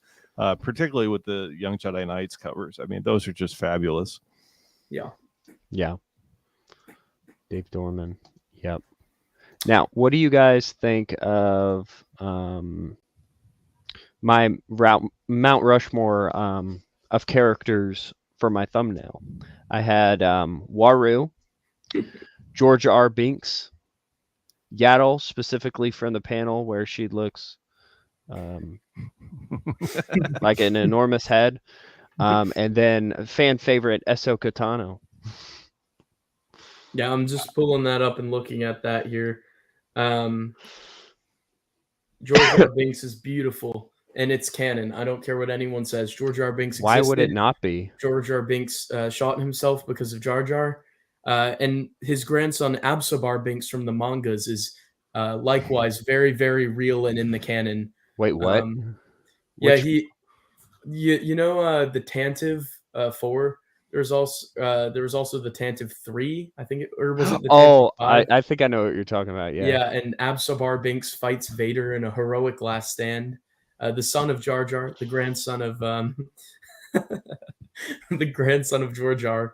It's a proud lineage in the EU, and honestly, all 3 of those Binks deserve a Mount Rushmore of their own. So Only Good Games is asking me a question. Did I sell some Young Jedi Knights box sets on eBay? No, that wasn't me. I sold a lot of cards recently, but it was not Young Jedi Knights. I sold like 10,000 cards in the last month or so. Wow. Not all on eBay though. We just did a video and he said it was Scott something, and he was like, sure it was you who had sold him those Young Jedi Knights box sets. I'd only seen them like one other time, so he's lucky to have them. It was like it's a full box set with art on both sides, and then it's got 3 paperbacks per volume. I think it's only the first 6 arc, but it's a cool bundle. Yeah, I remember those. I was thinking Young Jedi, the card game. I don't know. I said Young Jedi Knights, but yeah. Brennan, I did learn earlier today, or not earlier today, Scott told me about the Ark of the Covenant being in the Jedi Prince books. Is it? Yes, I found it. It's in Space Station Scardia. Completely missed that. There's a lot of things. There's Mandalorian armor in there. Yeah, there's a bullwhip in there. There's BDSM. In the original illustrations of yes, of Jedi Prince. Yes. There's excuse me, what was the last thing? The bullwhip. There's a whip. Bullwhip. There's that somehow makes so much sense for Jedi Prince. Let's see if it. Can you see it? Well, look at that. My goodness. Right below it. And there's Mando armor too. That's so crazy. I did not even notice that. Who do we know who did the art for those books? Is that credited in there? I've forgotten their name if it is. Let me see. It's a crime that we never got So Shadow of Obi-Wan for book 7. Benton Jew. There's so many Easter eggs in there, like the Central Committee of Grand Moffs. It's the Central Committee of the Communist Party. There's Hisia that looks like Lenin there. There's Stalin, one of the Grand Admirals that gets shot from under the table. Yeah. There's crazy stuff in there. Captain Dunwell, obviously, Moby He's Dick. amazing. Yeah. Yeah. Amazing. I love those books so much. Arthur Lowry had a great video a couple months ago. He talked about how like each of them had tackled a different subject of environmentalism. Right. Like each one had a different one. Like there's a very overt like, hey, I want to save the planet's world peace guy. Very stereotypical Hodin in which one's he in? He's in the 4th, I want to say, maybe the 5th. He's in the second one, I think. Oh, he's in the second one? Yeah, because they burned down Yavin 4. Yeah, he's on Yavin. That's the one he's in. And it's very overt, but he pointed out in his video, Arthur did, like, that there's a different aspect of environmentalism covered in each one of those Jedi Prince books. It just adds another layer of, like, humor that there's, like, an actual, like, message that the authors were trying to convey in these stories, because there's so much wacky stuff that goes on. I mean, you have Jabba with dreadlocks in there. It's just I want a shirt that says Dagobah Tech, lacrosse team or something. And they have that thing on Tatooine where they turn Jabba's palace into the retired alien home for retired aliens. Get out of here. That was oh man. But it closed down. They lost funding. So they could have said it's just been abandoned for years. No, it used to be Jabba's palace, then a retirement home, and now it's abandoned. I think it is hilarious how many times these books get ripped off by the Disney canon. There are space whales in Rebels, right? Is it Rebels? Yes. Thrawn gets beaten by space whales. I never saw those episodes. I didn't either. But that's what I've heard. And then you have the obvious one, Palpatine's relations. Not explained explicitly, but elaborated to. So we're crediting young readers' books as what established canonically Palpatine's relations. That's just so fitting. Yes. We ought to do a stream on how many flings Palpatine has, like how many Emperor's hands, how many Mara. It's implied Mara's one, right? Isn't it? I think the Roganda Ismarin is the other one. Sly Moore. What about Mother Talzin? I don't think that's ever said specifically. That's an interesting one. I feel like that would be a powerful child. A Dathomir witch and a Sith Lord. Fascinating. What about was Lady Tarkin ever close to the Emperor? I can't remember. I don't remember. It's late. I'm sure I'm forgetting a lot. Only Good Game says hopefully Palpatine didn't get his hands on Mara. Oh no. I just read Matt Wilkins' comment. Yeah. This one right here. Oh, man. And he says it again. Is it Hujib or is it what is Ken's pet there? A pet Mooka? Mooka, yeah, it's a Mooka. Those books are amazing. I love his action figures he has in his room. Yes. Yeah. I noticed that too. Amazing. Do you guys prefer the original 6 paperbacks, or do you guys prefer the 2 Barnes & Noble hardcover volumes? I love the artwork, the cover art. That's the only thing that's the difference for me. If I find them, which I think I have all of them, but I have them somewhere else. For reading, I like the hardbacks, but for just display, the paper. I was under the impression that the Barnes and Noble hardcovers were going to be very valuable and rare. Like they were going for quite a bit of money for a little while, but it seems like the market never went super big. Like I acquired one like secondhand for like $10. Like they're They, not sh- that expensive anymore. they should have reprinted it and labeled it Road to the Rise of Skywalker. Then Right. it would have skyrocketed. And it would have been closer to the Road to Rise of Skywalker than any other one with that title, right? Any other road to whatever. Right. Because I fell victim to the marketing of The Force Awakens, and I read the Aftermath trilogy. I read Oh, bless you. and yeah, reading quality now it's different. I didn't know better back then. The what were you TIE fighters Hercule Jerkily Wibble Wobbled. Isn't that in there? Double I Vision. think so. Yeah, Double zigzag. Vision was Thrawn, I think. Yeah. But Uh, yeah, I did the audiobooks though, so it made it more tolerable. What were you gonna say, Scott? I was just going to say, going back to the Barnes and Noble book, I had a copy of the second one that had missing ink, or the ink had run dry, so it was missing certain pages, and I threw it away because I couldn't read the story, but I probably should have kept it because that's something that's unique, right? You don't get a lot of books with printing errors, particularly with things like the oh my gosh, Crystal Star with the other cover on it. Yeah. And things like that are kind of neat when you think about it. I only own book one for the Barnes and Noble hardcovers. Hopefully, the second volume won't be too hard to get secondhand. Last time I priced them, they weren't too terrible, but I think because I was under the impression that they were gonna like skyrocket in value because they were like Barnes and Noble exclusive editions or something, but they never did. And I think the original 6 in paperback might be more expensive than just getting the 2 hardcovers currently.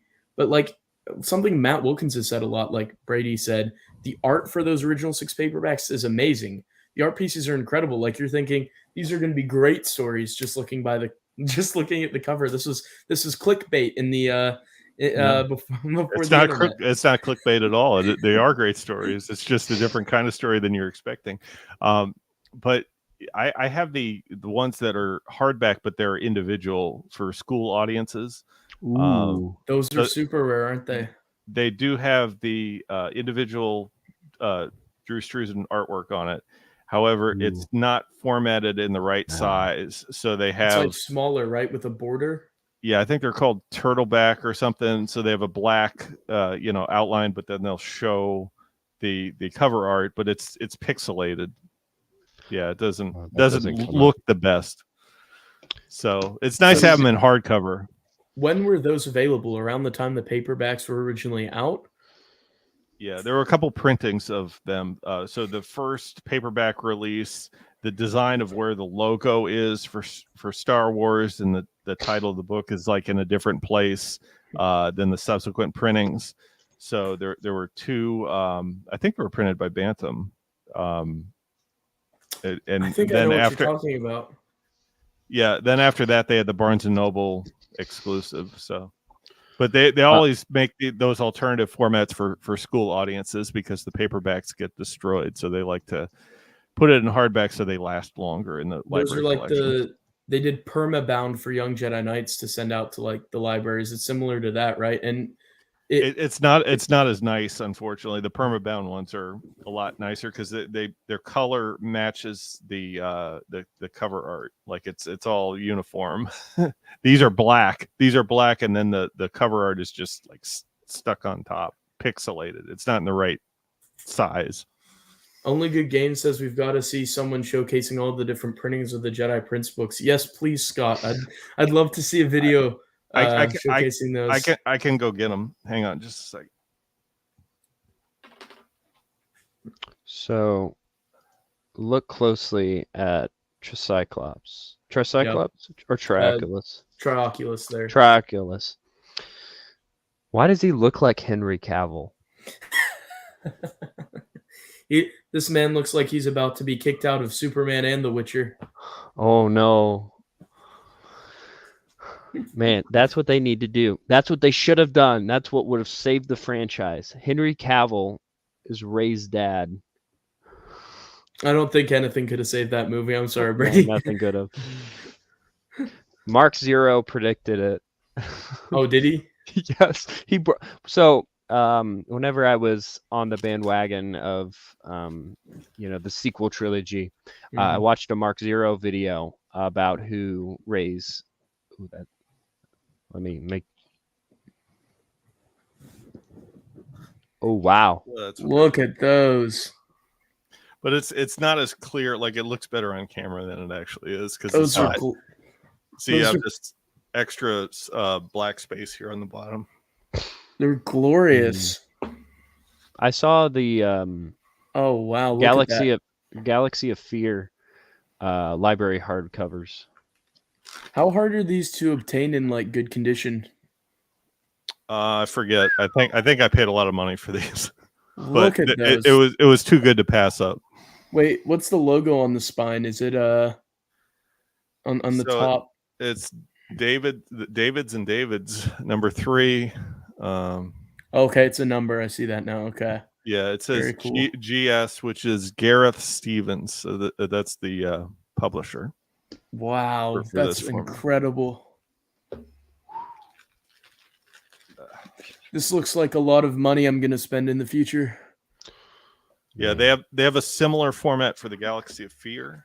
Are they hard to get without like library stickers on them?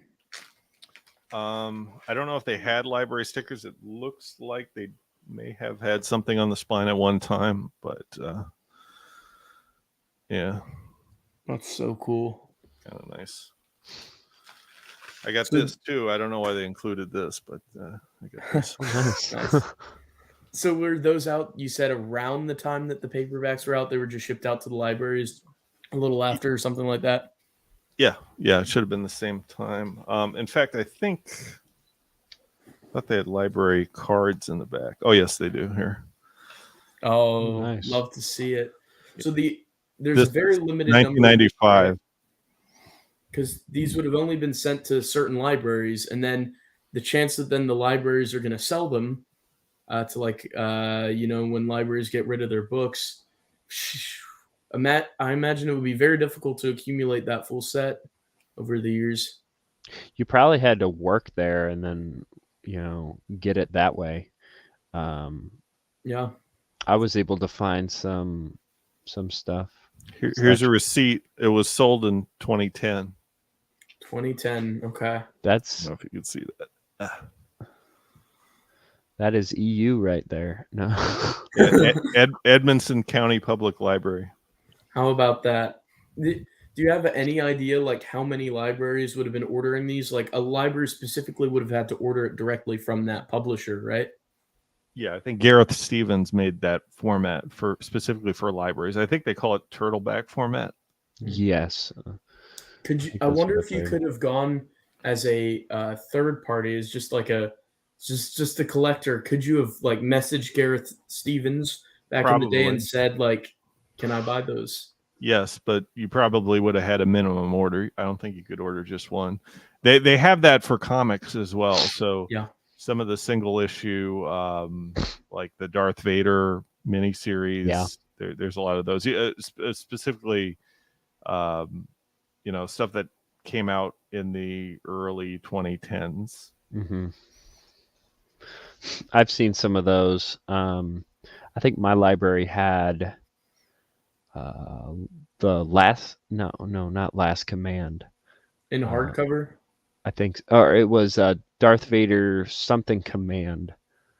Lost Command. Yeah. Lost Command. Yes. Yeah. It was the first one for that. I have Ninth Assassin, just the hardcover of it. That's the only one I have because those hardcovers are pretty expensive of those Vader books. This was just issue 1. This is just issue 1, yeah. Yeah. I don't know. Were those ever in? I think they were only hardcover. I mean, it was Vader, so I can see why they put all the put all of it in it. I don't have any of those. I only have single, and actually have the. Oh, I guess the Epic collections might be the closest, because I have a handful of those. But I actually quite enjoy the Dark Times era of like the Vader hunting the Jedi, Vader's politics and stuff, and then even the Dark Times series. Um, Purge is really good in that era as well. The comics. Mm-hmm. Is it the Cry of Shadows? Was that the one with the assassination attempt on Palpatine? That's is that Ghost Prison? Ghost Prison. That one. Yeah. That one. Cry of Shadows has like clone troopers in it, I think. Yes. Yeah. I Cry can't of remember Shadows that. also had like Vader fighting hyenas. Which I Yes. was like, wait, what's going on here? Yeah. And then Ninth Assassin just has like a big red dude going after him. Yeah, I don't remember that one very well. That It's was not like that the memorable. last one. Yeah. That's like one that's lore breaking because it has like something with the Death Star and how the Death Star was developed or test fired or something. Hmm. I think it also had some nods to Black Sun in there, if I remember correctly. Okay. It seemed a little iffy, like lore wise. Because the Black Sun was around at that time. And they were featured in Evasive Action as well. But were they as big as they were in the original trilogy? Because I they know appeared to be, like in Shadow Games and Evasive Action, Zizor or Shizor, sorry, was was active in Black Sun in those comics at least. Okay, because all right, I'm not too fleshed out with like the novels and stuff in that the later, the dawn of the rebellion era, which I'd like to get into. It's just a matter of time. There was a canceled novel that was Shadows of the Empire prequel book. Oh yeah, that was supposed to come out, and I think it would have touched on where there's a certain backstory where Vader is responsible for killing a lot of Shizor's family. Like we see that in Shadows of the Empire, and I think it's also referred to in the Shadows of the Empire source book, but we didn't actually get the story of where that occurs. So would that have been a Bantam publication for that prequel? Yeah, it was one of those canceled. Like it's on Joe's site as a lost story. Who was the writer? Was it Steve Perry? I think it would have been Steve Perry. Yeah. Is Steve Perry still alive? Yep. Okay. We'd been told a while back he was in not the best health. Okay. But hopefully he's doing all right now. Good. I'd like to see that story, float back up to the surface. Do we know if any of it was written? I don't know. I don't know. Whatever is available, I think, is on Joe's site. It's like unnamed Shadows of the Empire prequel. We have Shadows of the Empire Evolution, obviously, but that right. That's a comic. Shadows of the Empire Evolution made me so frustrated for some reason. I thought because it's marketed as like a sequel to Shadows of the Empire, but it's not. It probably should have just been a short story, because it's just Gurney running away. Yeah, and then she bumps into Dash Rendar. Yeah, just toss that into like an adventure journal. Like it's not worth like marketing it as a sequel comic. Yeah, it's a lot of Guri with ripped clothing. I felt a little uncomfortable reading it as a little kid. I felt like it's like a dirty, magazine or something. The most I ever felt with the EU is I actively hid my what was it called? I actively hid my Agents of the Empire comic book with the James Bond guy, Agent Cross. There's a scene where he gets in a pool with an alien to get information, and it's very James Bond, and it's kind of graphic for a comic book. I was always like, oh geez. It's not a Bothan, is it? No. It's a It's one of those fishy species. Oh, If I look it up, it'll come up. I'll send it. It's an I'll send it Akbar to in you. Winter reference. oh. My uncomfortable moment was Shizor and Leia. Leia. Yeah. Yeah. I was mowing the grass and I had the audiobook on and I was just like,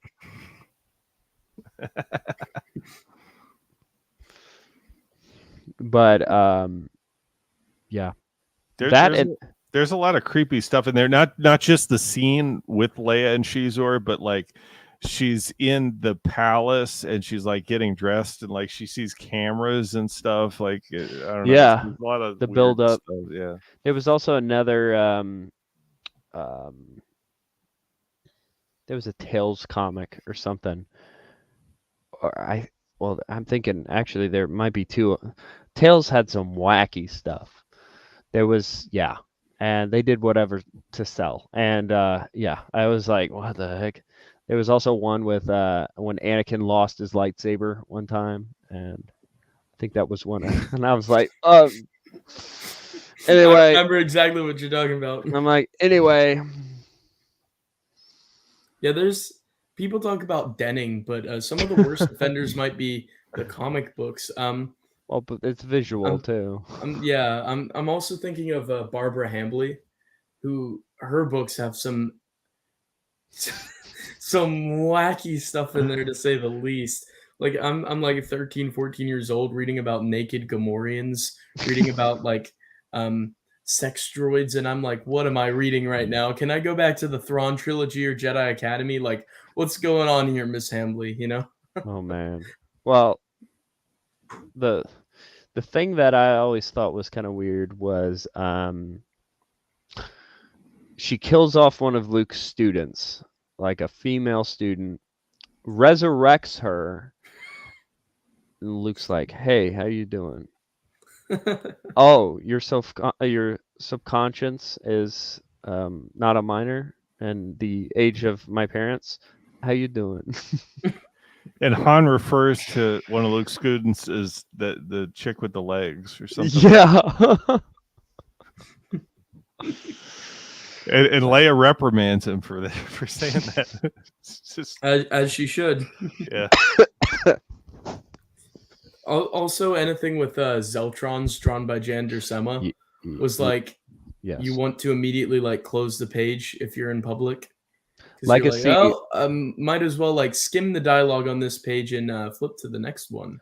Legacy was rough to read because I would read it at my downtime at the school I work at, and I was like, well, I don't want to get caught with this.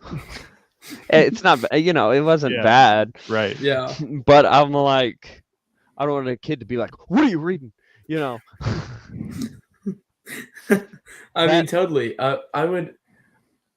I remember one Christmas I opened up Legacy Volume 7 or 8, and I come into the room and like my dad's flipping through it, and I'm just like praying he skims over the stuff on Zeltron in that issue, because otherwise I wouldn't be getting to read that comic for a very long time.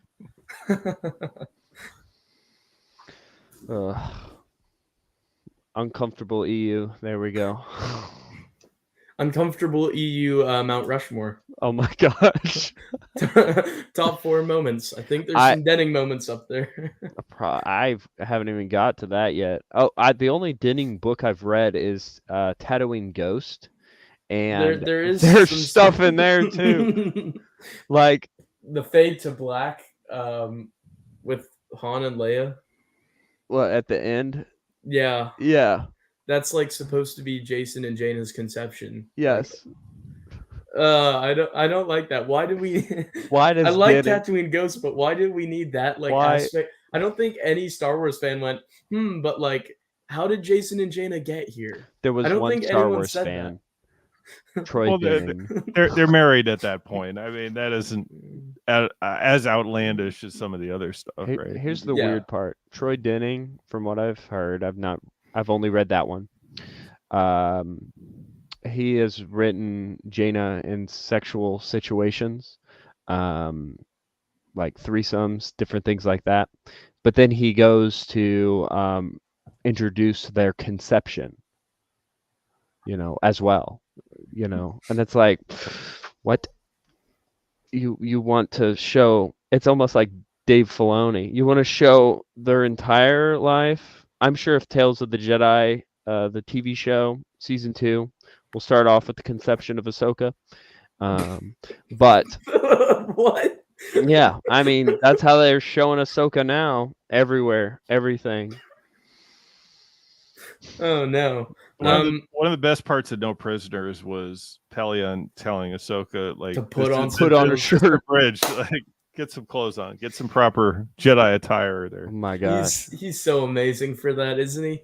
Yeah. I mean, when Jedi always wear robes, like they kind of had All the time. like a head covering, and I don't know when they changed it. It was like I guess it was Ayla was the first part where they kind of changed the basic layout. And then Filoni saw Ayla, and then Filoni saw Shock T, and he was like, "What about Shock T, but a kid, but like Ayla?" And Well, thus we got Ahsoka. yeah, and then they went Force Unleashed, Shock T, and I guess they did. I'm that looking was at these awkward. comments, and Harry mentioned Darth Talon famously caught George Lucas's eye. Yeah, and that's when he went, "Oh, Darth Maul and Darth Talon, make them friends." Yes, he did. Yes, he did. Yes, it did escalate quickly. Yeah. I mean, they expanded the universe, Yes. I guess. Oh my gosh. I mean, oh my gosh. I remember like some of the new canon books, they're just as bad or worse, I've heard that Lost Stars in particular is pretty bad. It's not weird. I mean, it deals with young people having relations, but I mean, there's nothing. It's not like Shadows of the Empire. Yeah, no. Yes, wholesome shadows. Yeah.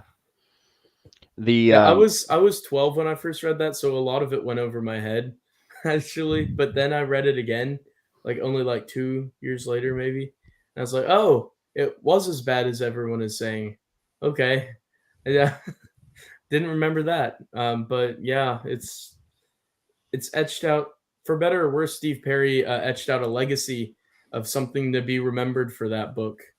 I feel like how good that book is, so good, but I feel like it's sometimes overshadowed by everyone being like, "Hey, Xizor was a little weird in one chapter of that book." It was a common '90s trope for a bad guy to be creepy like that. Yeah. Like, it wasn't that out of place. I read that book when I was 10 years old, and I thought, oh yeah, this guy's kind of a creep, but I didn't really think much past that, but it is good. It has a lot of stuff with Dash in there. It's really cool, and I like how the comic kind of fills in the gaps of the novel in a way, the video game as well. So you get a more cohesive story when you put them all together. Yeah, definitely. And I feel like it's that way for The Force Unleashed as well. You have game, well, maybe not as much with the first, but the second one, the comic goes in a completely different direction, and tells a completely different side of the story, which is really, really neat. I really wish the first Force Unleashed comic had done something similar, really like filled in some background. Like what I always wanted was like maybe the Force Unleashed comic could have told like a flashback and told us more about like Starkiller's parents, how they met, how these two Jedi met during the Clone Wars, how they escaped stuff at first, and like really fleshed in that background in the same way that like the Force Unleashed 2 comic took Boba's story and then like really expanded it and went places with it. It's really cool. Well, we never got a 3, so it ended abruptly. That was one of those untold stories that they probably had an idea where they were going to go, but we never got it. Vader would have escaped capture probably, but like what would you guys have wanted for 3? How would you guys wanted to see that like story end? What do you think happens to the clone, to Juno? I think to Vader's escape. I think if they took the clone and tried like we got to see more of like the attempt to cloning Jedi and tying it into Dark Empire. Because That will be the interesting. whole thing was, Vader said this is to replace the Emperor, but I feel like they didn't know what they had. They could have made a very compelling, this is leading up to the return of Palpatine, and they're kind of doing that with the new canon because they bring in the quote worst storyline of the EU into their own thing, and so now they have to explain it all together. But I think they should have taken that, expanded upon it there, maybe even like we don't know why Joruus Sabaoth was cloned as well. Developing some stuff there. I know some of the like the early concept for like the cloner guy from the Kenner toy line. I know some of that got tied into like Abel G. Pena, tying some of that stuff together. But like if they went more into, what does it take to clone a Jedi? Which this is a video game, so we wouldn't get that much stuff unless it was in the novelization In the or tie-in something. novel or comic. Yeah, It would have been cool if they could have tied it into like X1 or X2 because they were like running around at that time as well. Oh yeah, because Coda shows up in those. Yeah.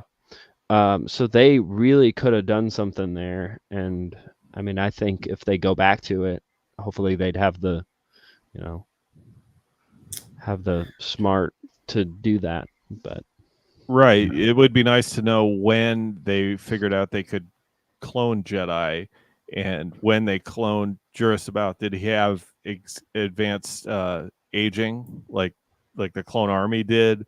Or I think there's something in Galaxy of Fear with where they tried to clone Darth Vader. Yeah. yeah, oh yeah, You could tie all that together real well. Maybe you could say that the captured Vader was really the clone Vader. How about that? Oh, I love that. yeah. That's so It could have cool. been just a setup for the Emperor and Vader to test to see what this force-sensitive clone could do. For and maybe we could even show the first death of Palpatine. And we see Death that. of Palpatine, and then like it's a clone in the entire original trilogy. Well, that's But- what they allude to in Dark Empire. Is that correct? Well, he said I've died before. He does say that, Not from yeah. the film, but he mentions it wasn't Yeah. the first time he Yeah. died. But I didn't think that was like before the original trilogy. Oh, Okay. I read that meaning like he died, like his body in Return of the Jedi. That's not his original body. Yeah.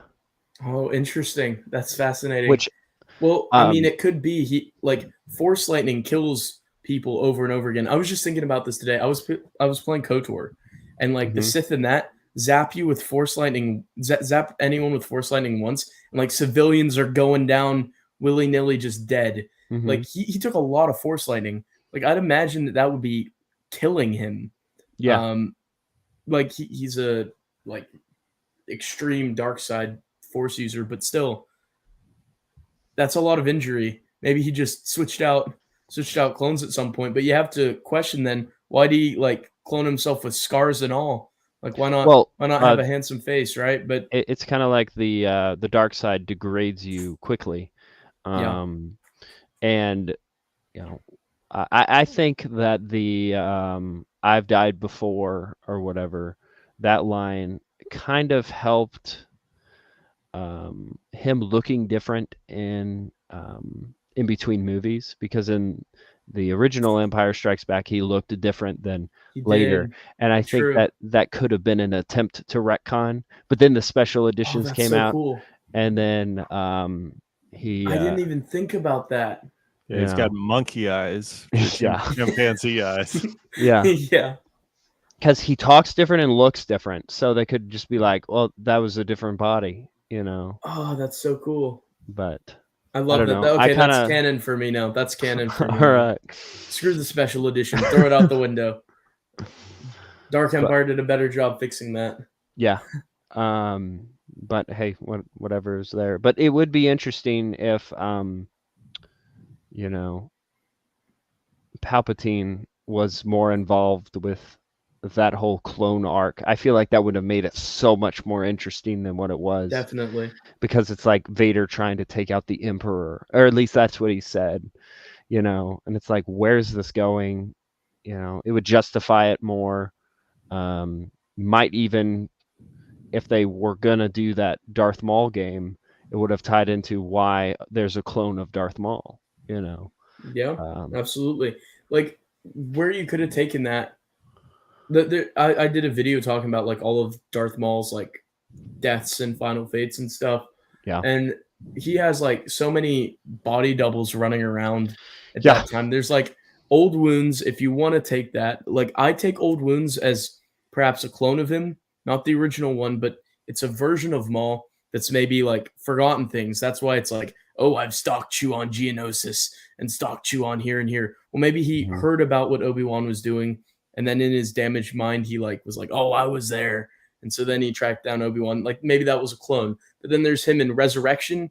We don't know which version of Maul that is. Is it a resurrection? Is it a clone? Is it the original? Like you don't know, but it Mhm. could be with retcons. Then there's a version of him running around in Star Wars Demolitions, like in Jabba's games, swinging a double lightsaber around on a speeder.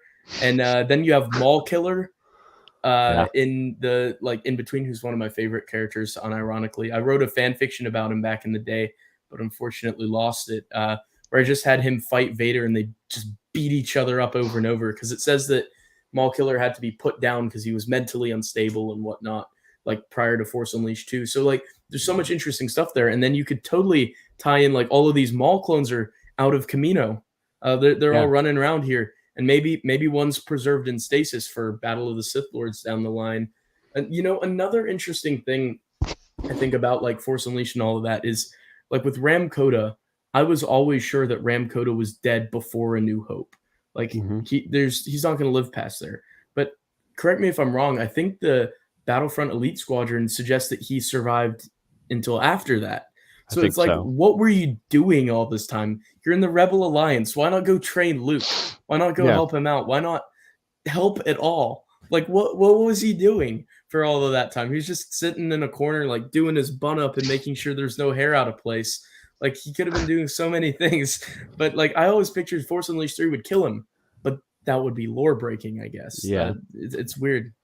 They could have just carbonated him or had him off doing something else, because Yeah. I mean, or he got down in his luck and is drunk in a bar. What was the canonical place he was hanging out in? Because one It game was said Bespin, Narshada.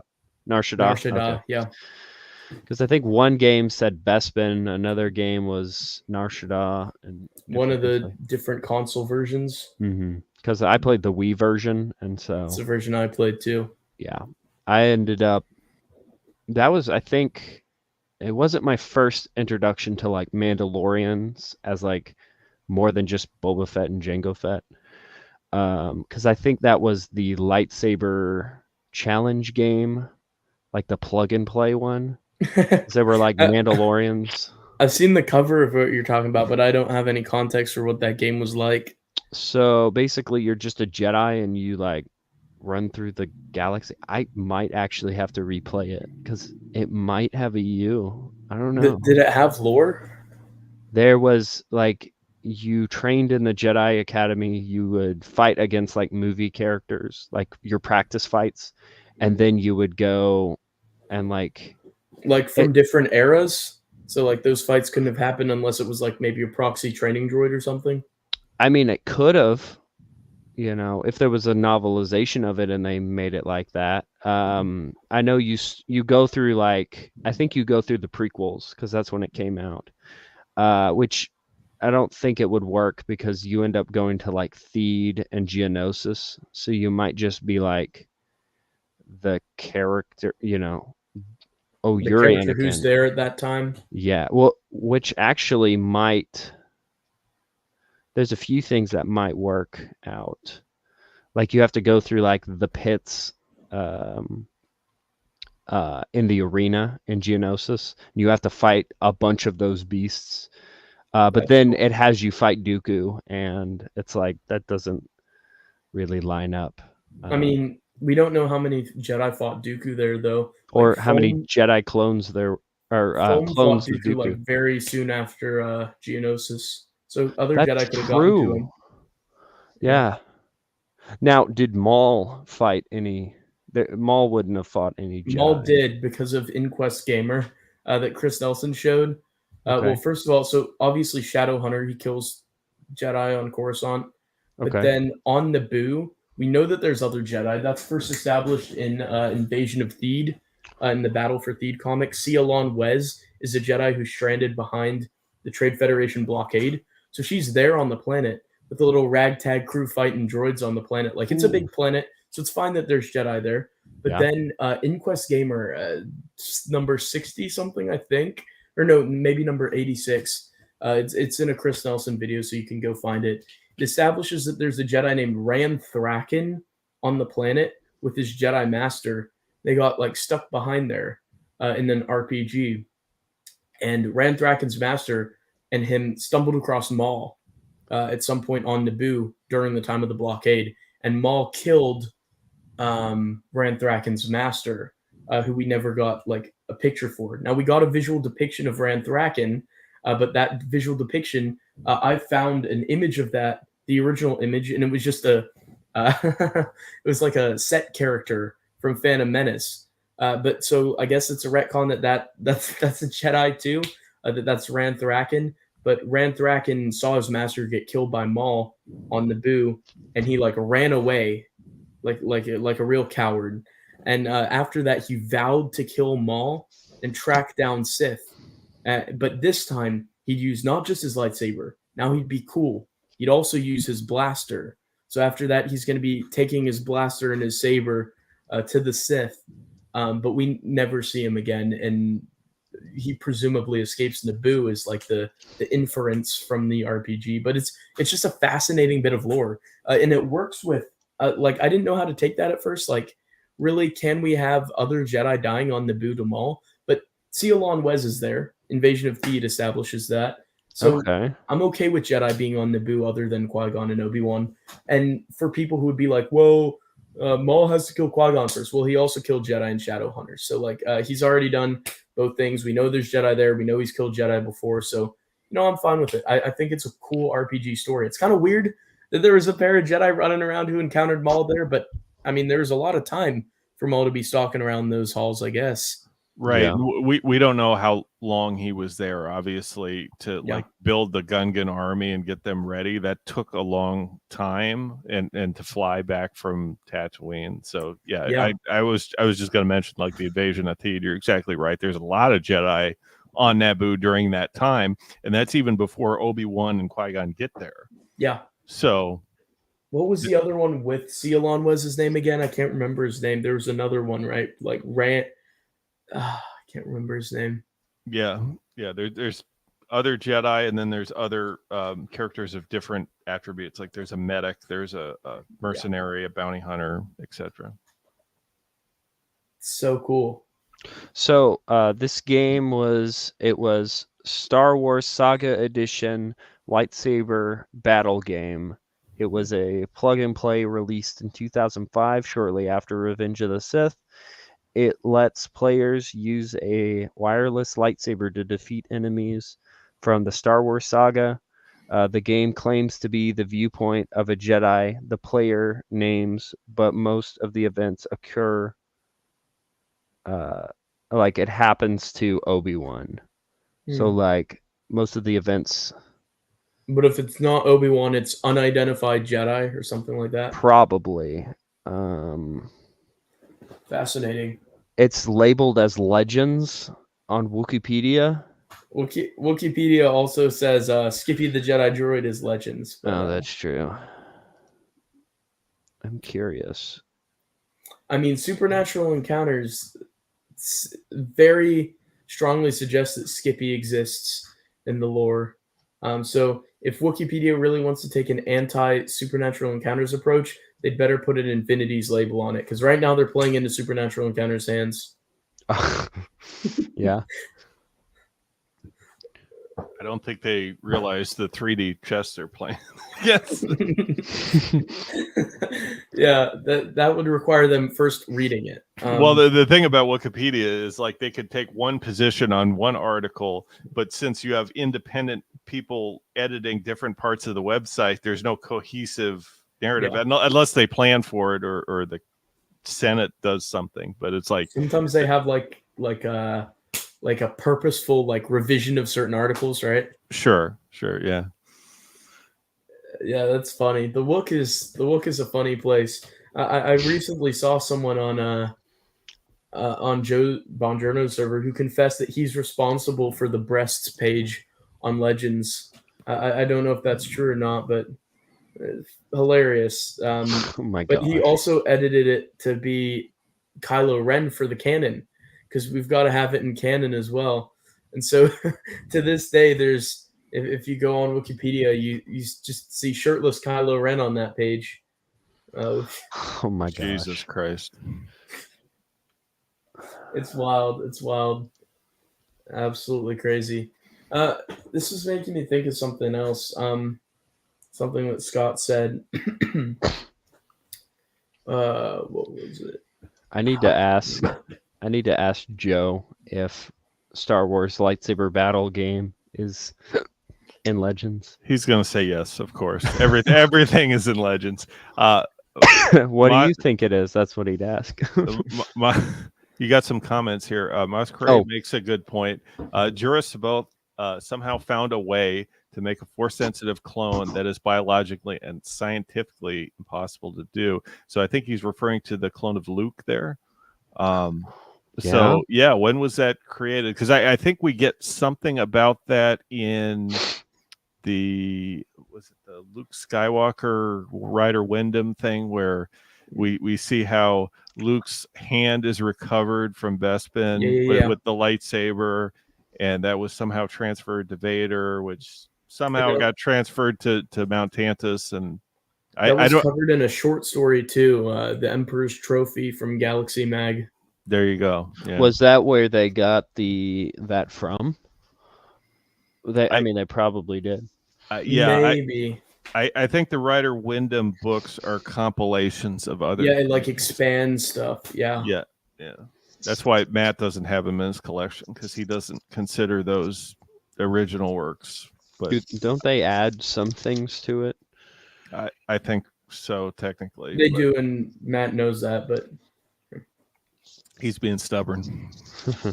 He's probably watching this too. Yeah, maybe the one person. He'll watch it eventually. Brady, sometime if you want, I should send a link to your stream to Matt Wilkins and see if he'll show his face. See if he'll have the guts to say that the safety word is hujib on the stream itself. Dang, another book I have for to. A while. Yeah, he was on for a bit. That's another book I have to read. I've got 3 books right here. I've got Isard's Revenge, that book, and then speaking of the one and only Watkins Milt. I need to get him to sign my books. I plan on also taking some books to Legends Con 2 to get him to sign. Nice. I want to get more Civilized Age and then those Tales from the Galaxies. Yeah. Signed by him. Because I've just got 3 of the 4. I think I'm missing number 2, which I might need to get eventually. But yeah, he did sign my Tales from the Galaxy, but I can't show it because the excerpt he wrote is not suitable for the stream. So the excerpt, what did he write? Wait, he wrote something in your page, or yes, I can't. He say personalized it for him. It would cause too much. Is it new information for the expanded universe lore? No. It is complete hardcore canon. No, it doesn't have anything to do with that. Oh, Brennan, look what I got. A pre-release kit of unlimited, even though I said I wouldn't buy one. Nice. That's awesome. Once the bug gets you, you've got to get like it all. Like you'll say you're not going to buy something, and then you'll eventually Well, cave in.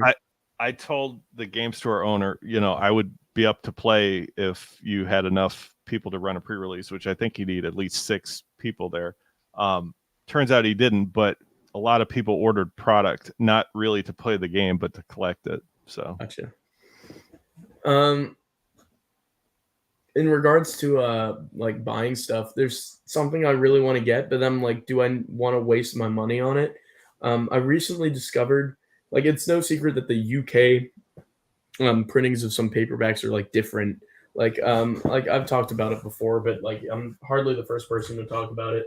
Like I think it's a well-known fact. Like this is Jedi Search from the UK. Like it looks very different than where's my Jedi Search? Where is it? Oh no. Okay, there it is. I have Jedi Search.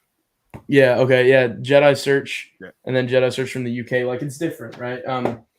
But I recently saw it's so cool. The X-Wing books, their covers are like super colorful.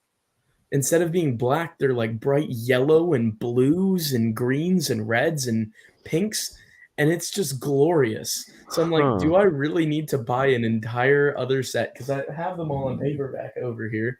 But it's like, do I really want to spend all the time and the extra postage to the US like getting them all? And I feel like I'm gonna like cave in at some point. So here's what we need to do as far as a fan project. We need to put together a compilation book that is just EU cover artwork. Yeah. Things of like magazines, Yes. book covers of various countries, and it's just a big compilation. Nathan P. Butler has this thing of it's just all the international home video releases and all of that. Like if they could do that for a home video type of book, we could do that for the EU Totally. in terms of cover art. You could get that over to the Lulu guys and they could dish it up. Right. Like it needs to be a group project to where everybody needs to take high res scans, right, of their cover art and the various versions. Like how many versions of Heir to the Empire cover art do you have in all the countries, right?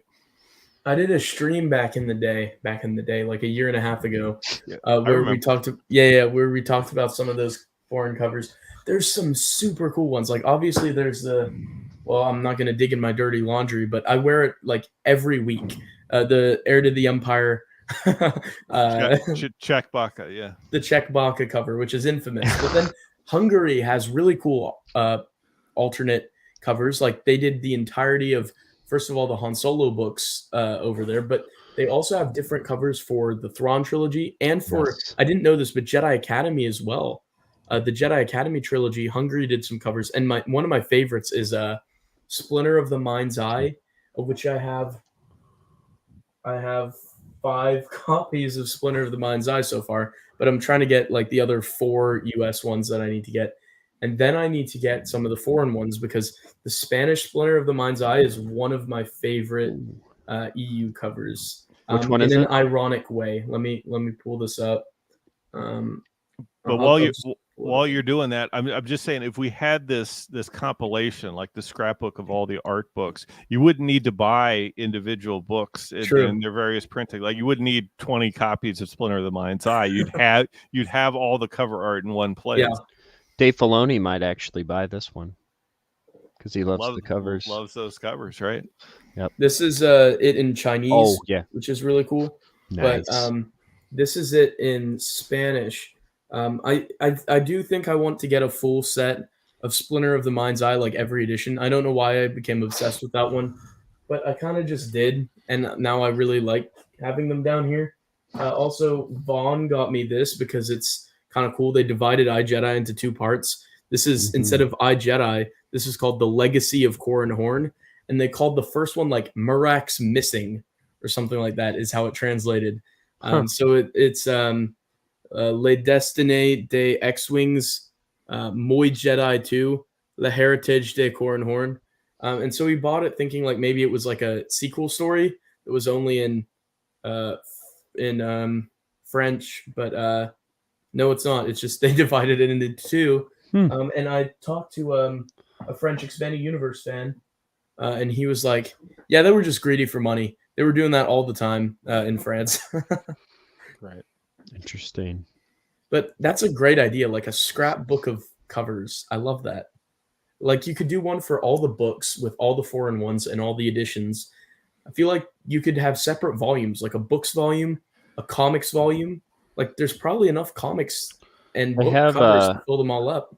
they have the '90s ones in panel to panel. Panel to panel, yeah. I I've got have volume 1 of that. Yeah, comics would just be absolutely crazy, but like even the West End Games stuff, you'll see subtitles of like Tales.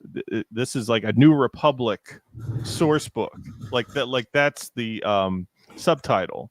Yeah, So it's not just Kraken's threat dossier; it's the New Republic.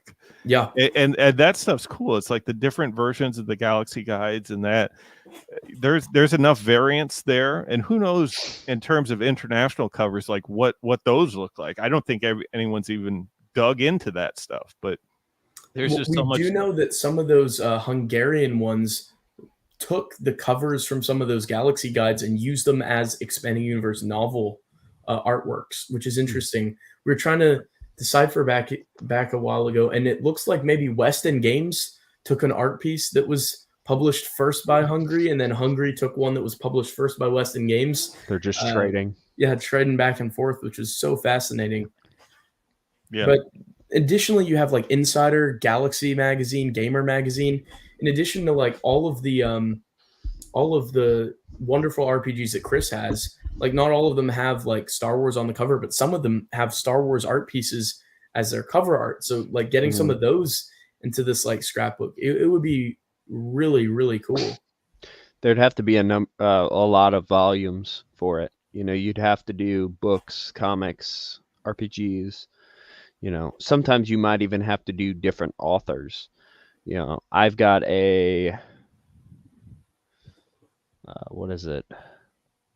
The people that did the concept art for Shadows of the Empire.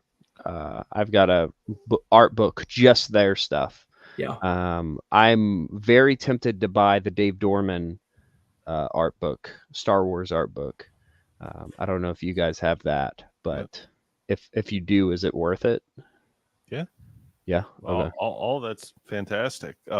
Star Wars was it called Visions or something? That's just concept art. That's worthwhile too. But Harry Henry has the right idea. The Japanese covers, they have not done enough with the Japanese cover art. Like, oh yeah, that needs to be featured everywhere. What the Lulu guys need to do is make it to where you can print like mass market paperbacks or hardcovers in English. So make the interiors English, and then have it to where you could print these books in mass market paperback or in hardcover, just with the Japanese covers. Yeah. I think that would be really, really cool. A lot of people would love that. Like, or just shoot, like if we could get high enough resolution images, because some of the ones we have are unfortunately kind of low resolution. I feel like if we could get really high resolution stuff, just like canvases for printing on canvases, like just beautiful, a beautiful artwork.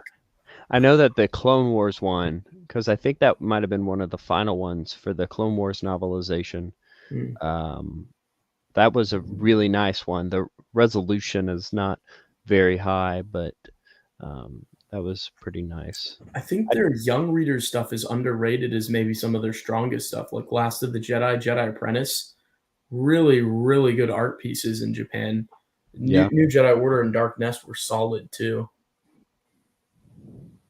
This one right here. I'm wondering if they even have high resolution scans of some of the stuff, because you see the reprints with the Legends banner, and it's obvious the quality has gone down for some of them. Like they don't look as sharp, and I really think it would need to be a fan project, right? So it would be multiple people's collection doing high resolution scans of this stuff. That's the only way to get it, is to dig out the actual copies and then compile them. Is the original artist accessible, like to contact anywhere? I think so. At least I might have heard something. Would they maybe have like like mock-ups anywhere or anything like that? Which reminds Don't me, know. if we were putting together like a cover project, something else cool would be like you see online there's like behind the scenes earlier covers for Yeah. like Dawn of the Jedi and Legacy of the Force Betrayal. It'd be cool to Mhm. like put stuff like that in there as well, like with Jason in different positions and like Lenore in different poses and stuff like that. That would be neat too to see Yeah, stuff like that. yeah. And the original art, I don't think they have like the logo attached to it or anything like that. That's kind of different. I don't know if was it one Japanese artist that did all the Japanese covers, or I was it think so. multiple? I think Oh, it really? was one. Okay, that's interesting. The Chinese Darth Bane Rule of Two cover is pretty cool too, and it's not an art piece by Struzen did the Darth Bane stuff, right? Didn't he? For Bane 1 and 3, or am I mistaken? Yeah, I'm It's No. not this brain one, is leaking. it? But yeah, Rule of Two has a really cool cover in Chinese, but it's in the style of the original artist whose name I'm leaking on. But the original artist did not do the Chinese edition. They just had some guy like knock it off, rip it off for it. But it's really kind of cool. One of my buddies ordered it. Who was it? Maybe Granny Toes in the Discords. Rule of Two Chinese cover. It's quite cool. It's this here. It's in the style of Path. I'm sure you both have seen this, but it's like in the style of Path of Destruction and Oh, Dynasty of Evil. that's Oh yeah, better than what I just showed. that's an upgrade. It's not very original, but it's an upgrade. But that one, No, but like you can see how you'd think that Yeah. my friend contacted and reached out to the original artist and was like, "Did you do the Chinese only art piece?" And he was like, "Nope, I did not." And he was like, "Yeah, they definitely use my style." Because it's a dead ringer. And then here's possibly second only to Chewbacca, but this is Splinter of the Mind's Eye in Spanish. Look at C3PO and R2 there, and Vader. Very cartoonish stylization. Nothing as funny per se as the demented dog demon of Chewbacca, but it still amuses me quite a bit. yeah. That's funny. I think the second to Chewbacca is that new Essential Legends cover of Dawn of the Jedi. What about the First Order stormtroopers in 000? And there's 3 zeros up in the sky that have nothing to do with the story. Oh man. And then there's also perhaps not as egregious as Dawn of the Jedi or First Order stormtroopers during the Clone Wars era of the expanding universe, but the color splash of Outbound Flight and Survivor's Quest, it completely doesn't fit the aesthetic of those books, where it's like a No. rainbow vomit on various places, and they tried to make it line up, but a bunch of people like sent me pictures of their books together. They don't line up. Someone like accidentally moved, maybe moved the art up or down because none of them line up. Man, I saw a bunch of them. They're like off, which is because I can see what they try to take inspiration from with making these. Even the Dawn of the Jedi one, like I could see how they're trying to do this ancient like stained glass type of look. But it doesn't look good the way that they do it. You know, they should have been more obvious about that if that's what they were even going for. I'm just being nice.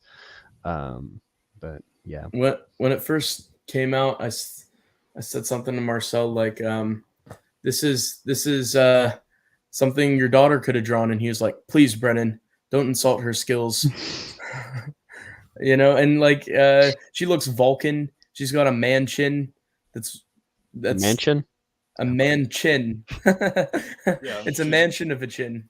She's got just a jawline that is ridiculous. I've got the really I got the hardcover from Inkstone that's got the cover. I wish it didn't have this cover.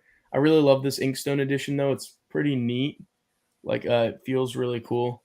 It Nice. feels pretty high quality, and I love the blue pages, the like blue trim around See, here. I But wish yeah, it's cool. I wish they release the those in hardcover, like the Essential Legends in hardcover. Yeah, and that's what they're doing in the UK with these Inkstone book Really? releases, because this is Yeah. hardcover blue only in the Wow. UK with the trim, and it's they only did, I forget how many, I think 1,000, no, 500. It's number 280 of 500 and signed by Mr. Tim Levin. My least favorite Star Wars Expanding Universe book, but I thought it was cool. Nice. What This oh, go cover ahead. always bothered me. Is her head is Yes. just kind of not attached to her body? I That don't know. one's frustrating, but the paperback isn't much better either. On the back of it, I think you see a square stormtrooper butt cheek. Yeah, that's Yep. The paperback cover isn't my favorite either. it's an upgrade because It- the proportions are wrong on her head and it's That's just so not weird. attached. I know she's like leaning Is that her forward. knee in the top left? Like, what is that? What? I don't I don't know. Is that Oh, it's a stormtrooper holding a rifle. I was like, is that her knee like way up here? yeah? She's just I don't know. She looks possessed or something. Her chin is vying for a spot with Lenore Brock. She doesn't look like Mara Jade there either. It's No. And she doesn't hear either. Just What like is the what would you dark say the red hair. best depiction of Mara Jade would be? I would say on the Last Command, right? Her Okay. hair is like auburn blonde or like strawberry blonde, right? Yeah, either on the Last Command or maybe on Sacrifice. Okay. Because what something ruins Mara by the time of Vision of the Future, right? It has Mara looking completely different, right? Like kind of bright red hair. Yeah, the Yeah. elf costume. Yeah. Yeah. Because it seems like in every illustration of her, she looks different. Yes. So, yeah. Her hair got more and more red as the years went by. It just became more. It's pretty red on Sacrifice, but I like how she's depicted on Sacrifice. It's probably my favorite Mara depiction. Okay. But it's a good Mara. Yeah, I'd say it's a solid Mara. Gotcha. Okay. But I mean, she was never portrayed like accurately, was she? Like beyond the Last Command. I kind of with her hair color. I've kind of pictured her with like the Survivor's Quest more so look, and then there was some art done for I think it's Choices of One. That's kind of what I've gone off of. I'm trying to think. Where is it? Last Command has her on the cover. I have to look at that. She's dueling Luke, isn't Oh, yeah. She's The dueling clone. Luke. she? Yeah, Yeah. Luke. Okay.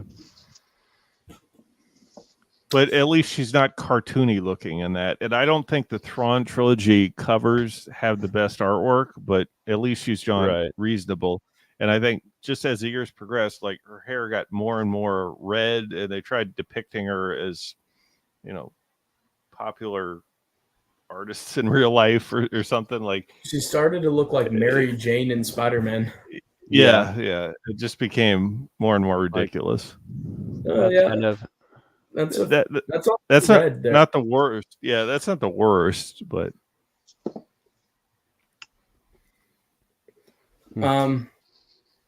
At least her appearance doesn't go through like as much discrepancy as Nomi with the Oh bald my patch gosh. strips.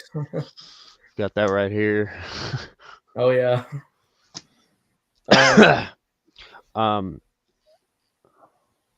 Yeah. I don't know if you were here, Scott, but let's see. I was looking at this cover, and if you look at who's that? Is it Tricyclops? No, Trioculus. Trioculus. Yeah. So he looks just like Henry Cavill. I could see that. Yeah. Like, I was just looking at it and I was like, what the heck? Sorry, I had that next to me.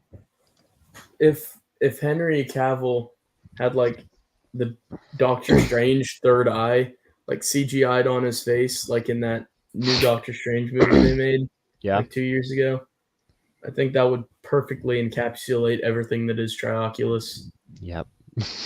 I always thought before I read Jedi Prince that Trioculus on the cover was Triclops. When I was finally reading through it, I was like, well, that's kind of lame that his third eye isn't here. Like it's in the back of his head, isn't it? Yeah. Yeah.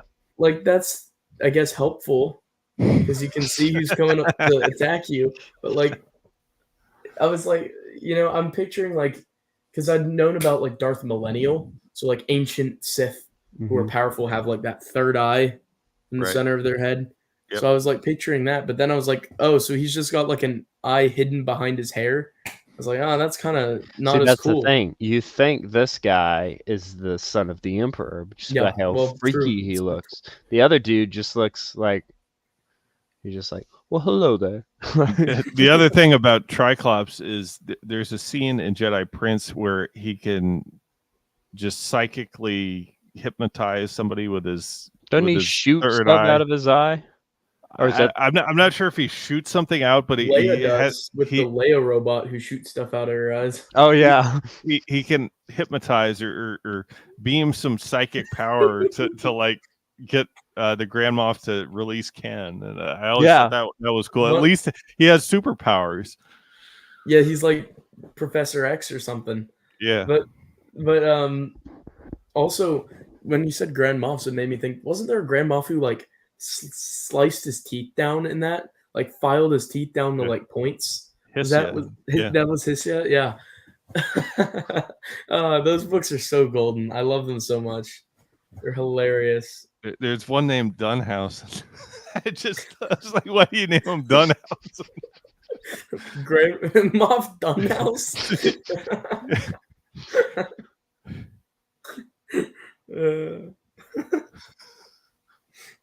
So you can't make this stuff up. Oh man. And then when one of my favorite bits is when Zorba gets spat up by the Sarlacc, and he's like, "Us will turn the stomach. We're nasty." And he's like boasting about how he was so nasty that even a Sarlacc wouldn't digest him. It's just, and he's been like vomited up, and then he's like laughing into the sunset. He's like, oh. That was Zorba too, and he's got he's got the dreads. Yeah. They come up with it. I mean, slugs don't have hair. Where did they go? Where did they get this idea? There's a hut I think that Filoni did later that has like a mustache. So was that Filoni paying homage to Jedi Prince? To the cover of Jedi Prince. Yeah, because Filoni saw some Expanded Universe covers, but we all know he didn't open the pages. It's like we need a hut with an afro. That's what we need. My life won't be complete until I get my hut with a mohawk and hut with cornrows. That's like the next step in hut hair. Have you seen Star Wars Visions? Does it have a hut with hair? I don't know if he has hair, but he's in a rock band. In like the Disney Star Wars Visions? Yes.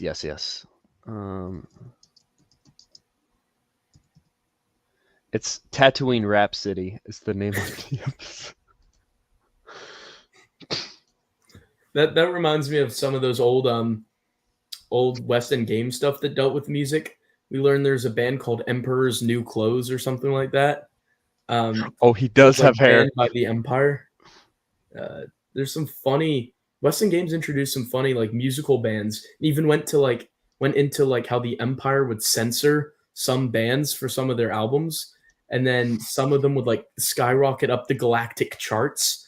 And then there was like specific charts to certain sectors of the galaxy. Whoa.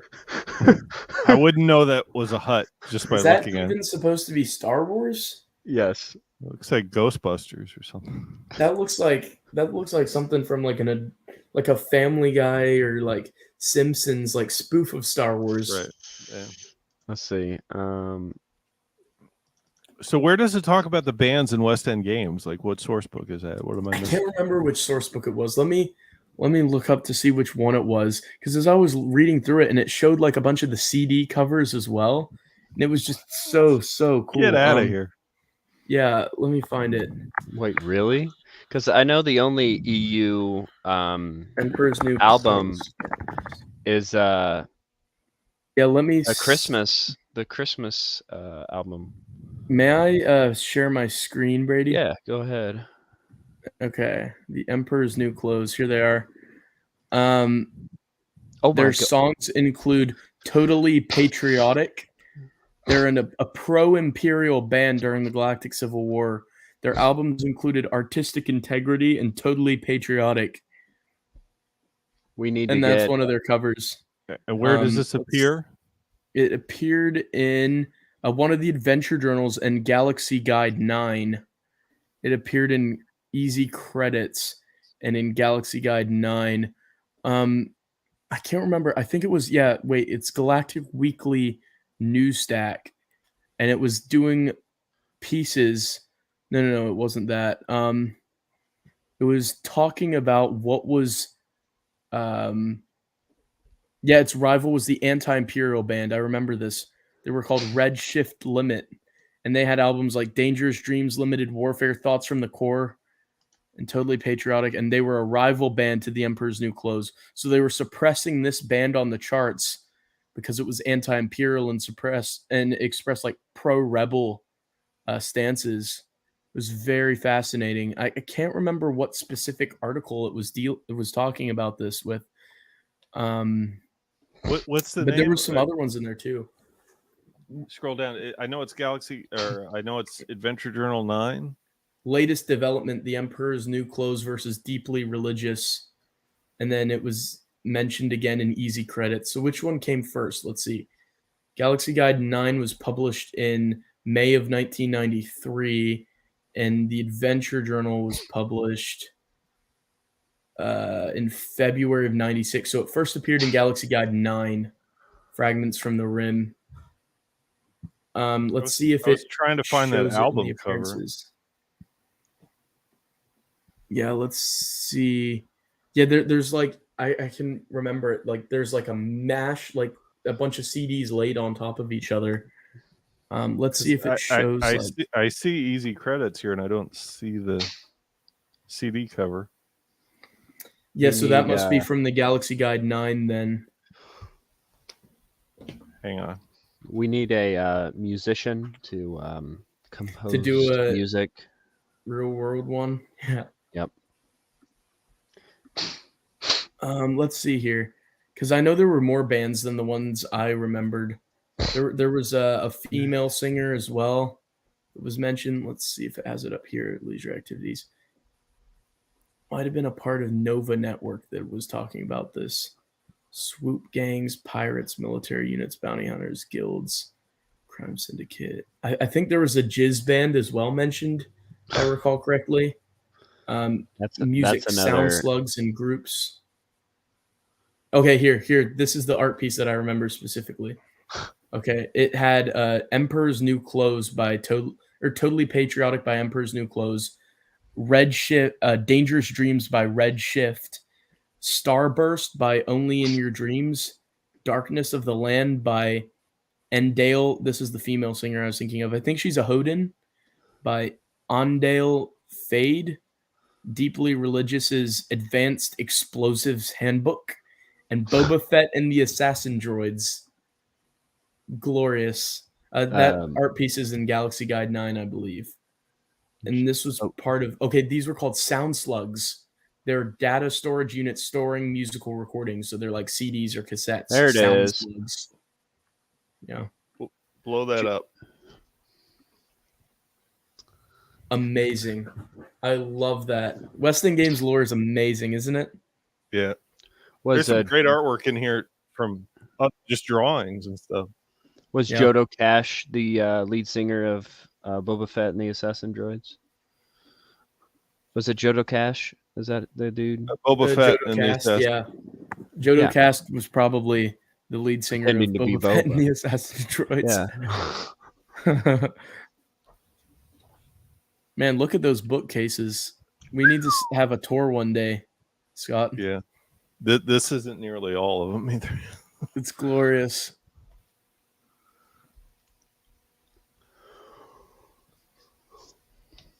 I think it's so funny, the idea that there's like imperial propaganda music and then there's like rebel sympathetic music.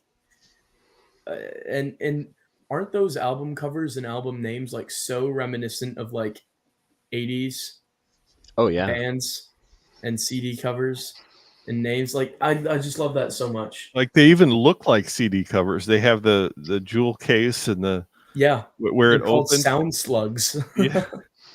And they have what looks like cassette tapes here too. Yeah, hilarious. It's amazing.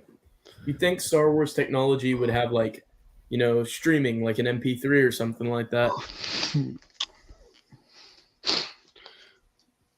I'd hate to see what the CD players in Dune would be like. Just a person singing. I've been reading a lot of Dune. Nice. What do you have you seen the Dune popcorn bucket, Brady? Yes, I have.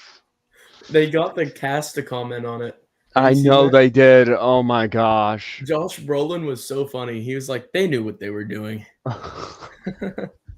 Check this out. Deeply Religious has responded in kind with a nasty little track called Ooh, It Bites. Meanwhile, the Imperial Board of Culture is making bewildered noises on the sidelines because since the latter group was banned, the board no longer investigates their material. And as a result, it is only hearing one side of the argument. This one likely to run and run. Arts Gandor pseudonym arts correspondent. It's hard to read. Amazing. It's so dark, but That's amazing. I just love that lore so much. yeah, it's so funny. I need to get some of the source books, but my Weston Games collection is very lacking. I have 12 of 15 adventure journals, and then I have 7 Weston Games source books. So I have like a long way to go. I think I have only like 2 of the Galaxy guides, and I think there's 12 of those overall. If I'm not mistaken. There's so much to get. There's different versions too. So yeah, there's old covers, there's expanded editions, right? The more modern ones have new material. Well, like 1, 3, and 5 are you can get basically the material if you just buy the movie trilogy source book because it's A New Hope. 3 is Empire Strikes Back, and 5 is Return of the Jedi. So you can kind of make some shortcuts there. And the Planets collection did that as well by collecting 3 of the Planets guides. I made sure the Planets guides were separate than the Galaxy guides, right? Yeah, they were. 3 Planets guides, yeah. And that collected that in the same way that the movie trilogy Galaxy Guide one did. But the other Galaxy Guides weren't compiled, right? No, like for example, this one's like Fragments of the Rim, that 9. There's one for Scouts. There's one for Tramp Freighters. There's one for Alien Species. There's a lot of different things. There's a second one for Alien Species too, like called Aliens and Adversaries or something too, I think. Right. One of my favorites is this one here. It's called Alien Encounters. It was the first one I bought. And this has some... got something in the pages. This has some of my favorite species in it. Like the Balanaka were just polar bears. And then the Balanaka got referenced in this video game. We get the picture of the nice UK comic posters. Nice. Yeah, well, the Balanaka then appeared in this video game, like Oh, really? maintaining continuity. Yeah, Anakin Awesome. Speedway for the PC. The Yeah. lead artist on it was given, she said in an interview, was given some West End Games guides to look through. And then she saw the Ooh. Balanaka and she was like, "Can I include them?" And they were like, "Sure." And so the Balanaka appeared in that game after appearing here. And then my other favorite, if I can highlight one more, is let me find them. Where'd they go? There's so much good stuff in the West End game stuff, though. Like, I love it so much. It's probably some of my favorite lore. But well, I guess it's not a little known fact in the EU, but the Lasat from Rebels Yeah. Right. come from West Yeah. End games. Yeah. I Which is remember amazing. whenever I figured that out, that's when my like I started getting fed up with the propaganda that they have at Disney. Oh, we developed this character from this here there, you know, and they just skip the fact that this character already existed. You Yeah. know, because I remember the advertisements for Rebels whenever I started that, or whenever it started, because like I was like, yeah, new Star Wars, let's go. They're like, we based it off of Chewbacca, and I was like, wow, that's so creative.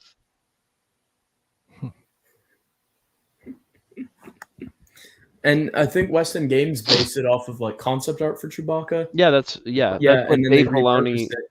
That's what they said that they got the design from. But they skipped the middleman. They skipped Yeah, that it they had already skipped been done. that it was. Yeah, I was Just, like, wow.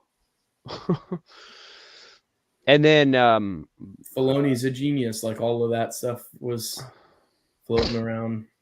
and know? like seeing the Coruscant Knights books, and even like I thought that like, I mean, the Kyle Katarn and Jan Ors, that was, they knew what they were doing. Like they got the same actress who played Jan Ors to play Hera or whatever for Rebels.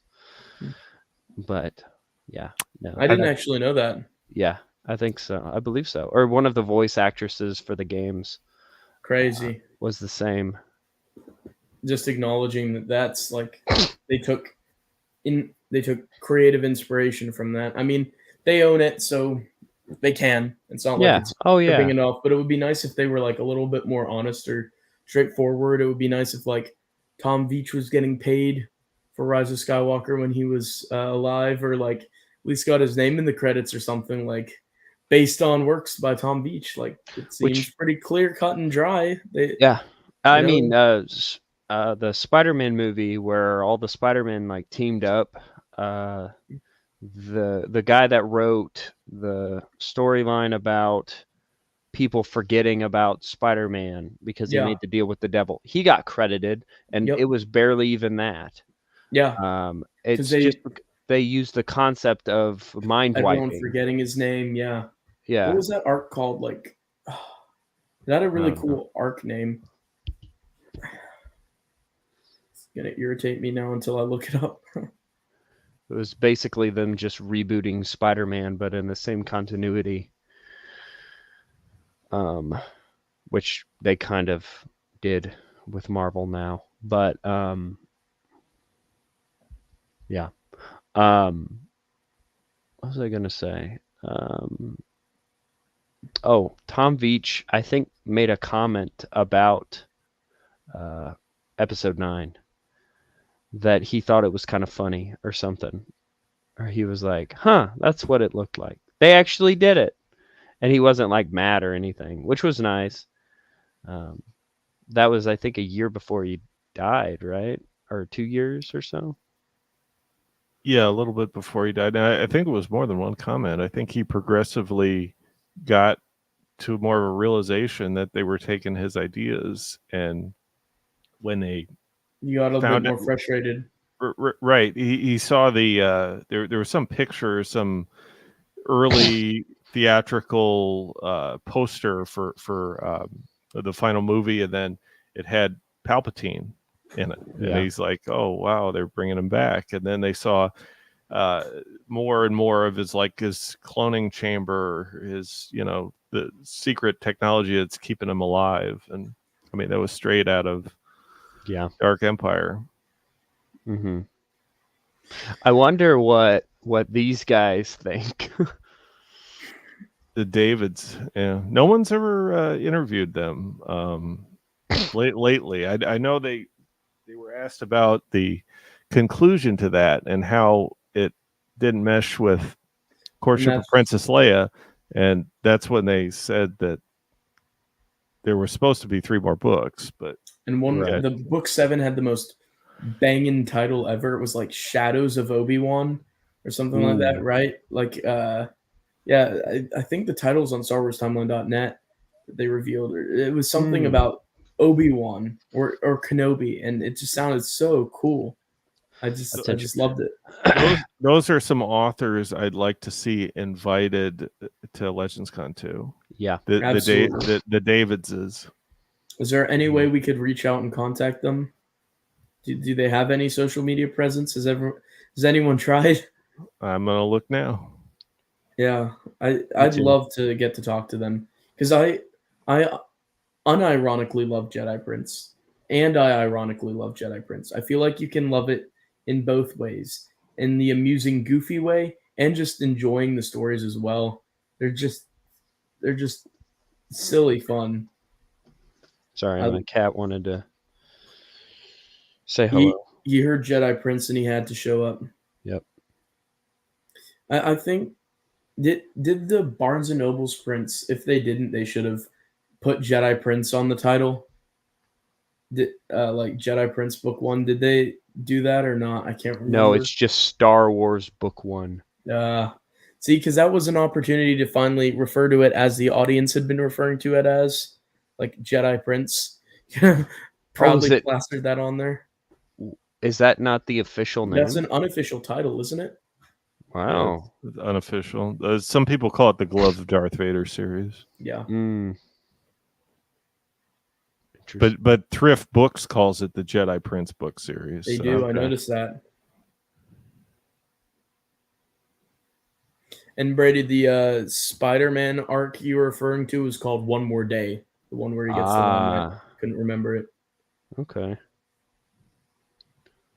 So Hollis Davids was born in 1947, so he's pretty. He's pretty old. Pretty old, yeah. Is that 76? 47. I mean, depending upon what time of year he was born, yeah. So it's 76 or 77. Hopefully, did he marry a much younger woman? Hopefully, for the sake of wanting to get to ask them some questions. I just hope they'd be willing to travel, yeah. or live in Dallas, assuming that's where it is. I don't have any inside information. I'm just saying.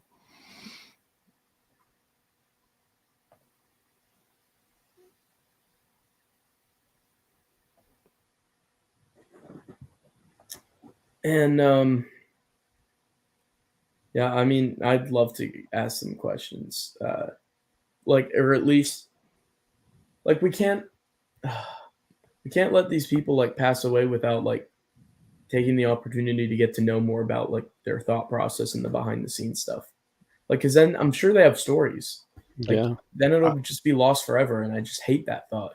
I'd love if they could write their sequels and not call it Star Wars. Just adapt new characters. Don't have Jedi Prince. Yeah. Well, yeah, I guess you can't use Jedi, but Wizard Prince or something like that. Space Wizard Prince. Yeah. 12-year-old Space Wizard Prince. But just not have any trademark characters. Yeah. They can create new planets. They can create new ships. Yeah. Just spell the names back. Spell the names backwards. Yeah. Call him Ian. Walking carpet. Just call him Mark Hamill. Call him by the. Ian actors. and his Mark. Ian and his friend walking. Ian and his friend. Harrison and his friend Peter. Ian, yeah. Ian and his friend walking carpet piloted the Century Hawk through hyperspace, not hyperspace, The aluminum falcon. the aluminum The Falcon. aluminum bird. That's how we get the expanded universe continued, just not trademark Copyright evasion. At Legends Con, we asked Matthew Stover if he'd be willing to write a EU book for us fans under the table. He was like, he like looked at us, because Brian of Twin Sons was kind of like, Matthew Stover's over there. You gonna ask him the question? And then me and Alex were like standing there, and I was like really nervous because he's like larger than life. He's huge. And so me and Alex approached him with Marcel, and Alex was like, Mr. Stover, if we gave you some money, like as fans, as like a thing, could you continue these stories like separately? And Can he we just bribe like, you? yeah, basically that's what we asked. How much And money? he just looked at Alex for a minute. He just like regarded us, and he was like, well, you know, Disney would come down on me like a pack of dogs. And then he had He like a gave really you hearty cash. laugh, and he was like, so no, I wouldn't do that. I wouldn't do that. And we were all like, ah. Is that And- when you took a picture of both of them? Because there's a picture of Stover talking to Alex. That's when Alex. That's after. Okay, so after Stover had been talking at a panel about how he pointedly was like, they didn't take it the story the way I wanted it after New Jedi Order, and he was like inferring Denning took it his own way. Right. Alex walked up to correct Stover about how Denning stuff did make sense. And so he's at the table telling Matthew Stover that Vergere as a Sith could work for him, and Jason's dark side arc could work, because Matthew Stover was refuting that couldn't work, that Vergere couldn't have been a Sith, that Jason couldn't have gone to the dark side. And Alex marched up to the table, and he's standing there like it's taking his whole height to be up, like just like his head's over the table, just looking at Matthew Stover, and he's like, me and Marcel are just standing off in the corner, and we're just watching him, and we hear like Alex keeps mentioning Vergere, and Stover's just sitting there like this, just listening to him. It was so funny. So you're saying Alex is scared to ask him to write a story, but he's not scared to go up and defend Troy Denning and Vergere. I guess that's what we're saying. Amazing. That's amazing. Yeah, it was awesome. I heard Matthew Stover. I wanted to be there, but also didn't want to be there for that, if that makes sense. But No, you you definitely want to be there. Holy cow! Like, what if he just like punched Alex in the face or something? He's like, be get gone out. from me, Denning lover. But like, he said something like, I overheard him say, well, if the story worked for you that way, then that's all right. And Alex also got a signature from Stover. He has it on his Instagram page. Let me get the exact quote. That's So a good impression. That's a good Is it about impression continuity? of Stover too. But yeah, Stover said, let me see. It was Abel G. Pena who had a great quote about continuity. He said, continuity is the story. That was great. But Stover said in the signature, he signed Alex's copy of Traitor, and he said, for Alex, what a story means is exactly what it means to you, Matthew Stover. And that was after Alex had been explaining how Vergere and Jason worked for him in the post-NJO area. And I heard Stover say something like, well, if it worked for you, if it made sense for you, then I can see how it could work. And it was great. He's a theatrical guy. He's amazing. But that was so funny. That was so funny. No, And I've seen him in interviews. Yeah, he gets great. riled up. He gets riled up real easy, especially if you ask him the wrong question. Like, I've seen him get upset at interviewers multiple times. We asked him about being brought in for Karen Travis's book as well. And he was like, well, that's when my health started to take a dive, and that's why you didn't see it. And he was talking about that a bit, and great guy, super theatrical. I wish he could have written more Star Wars, but it seems that that ship has sailed with the kind of breakdown of communication between him and Lucasfilm that we kind of knew already via other interviews and stuff. But Did he only write 3 books? he wrote Traitor, Revenge of the Sith, Shadows of Endor, Shadows of Endor, Mindor, of Mindor, yeah. and Okay, then what else did he write? He wrote Shatterpoint. Oh yeah. I Is that forgot. it? Yes. Yes. And then he was wrote getting it. drafted in for like Imperial Commando 2 Yes. from Travis. And we asked him if he had any ideas for where he was going to take the story, and he said something like, "It was going to be fundamentally different," which was good news as someone who wasn't a fan of Imperial Commando 501st. If it I had haven't been gotten that different, far. if anyone could have saved Republic Commando from Travis, it's Matthew Stover. But yeah, I'll have to give those a read. the thing I like about him is there's a clear indication that he has some resentment for Lucasfilm, and he's not totally afraid to say it. I mean, he's not going to outright say it, but you can more clearly get that indication from him than any of the other authors. Yeah. And for that, I applaud him. Well L. done. Neil Smith also was vocal about his disapproval. He said, L. Neil Smith, Right, but novels. in terms of like recent, authors that, like, for example, we're at Legends Con and that. Yeah.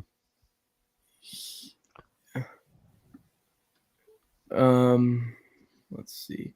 L. Neil Smith ran for president. Did he really? Yeah, he did. Really? In 2020, let me share this.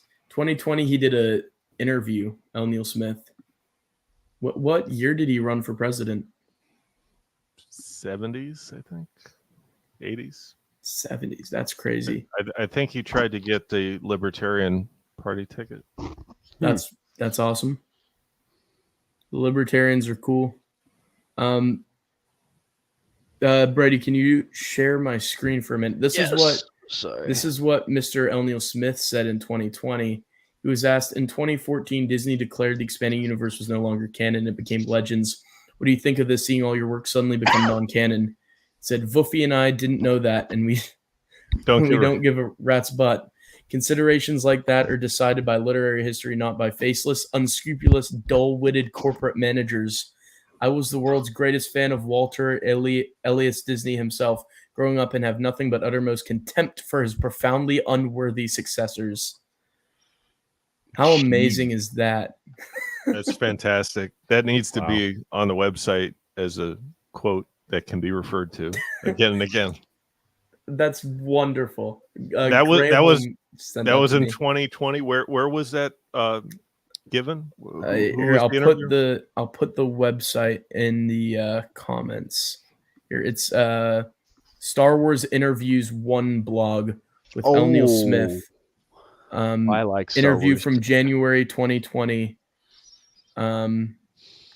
It's their homepage. There's a picture of Tom Veach on here. Okay, they have other interviews with EU people. Let me put that in the private chat so you guys can click over to it. Greyholm told me about this. Oh wow, really, really cool. Let's see who else they have. I don't know who else they had. They interviewed a lot of people. See, it's their volumes that are being made on Lulu that compiled all their interviews. Oh, okay, yeah. This is Dennis stuff. Yeah, okay. Yeah.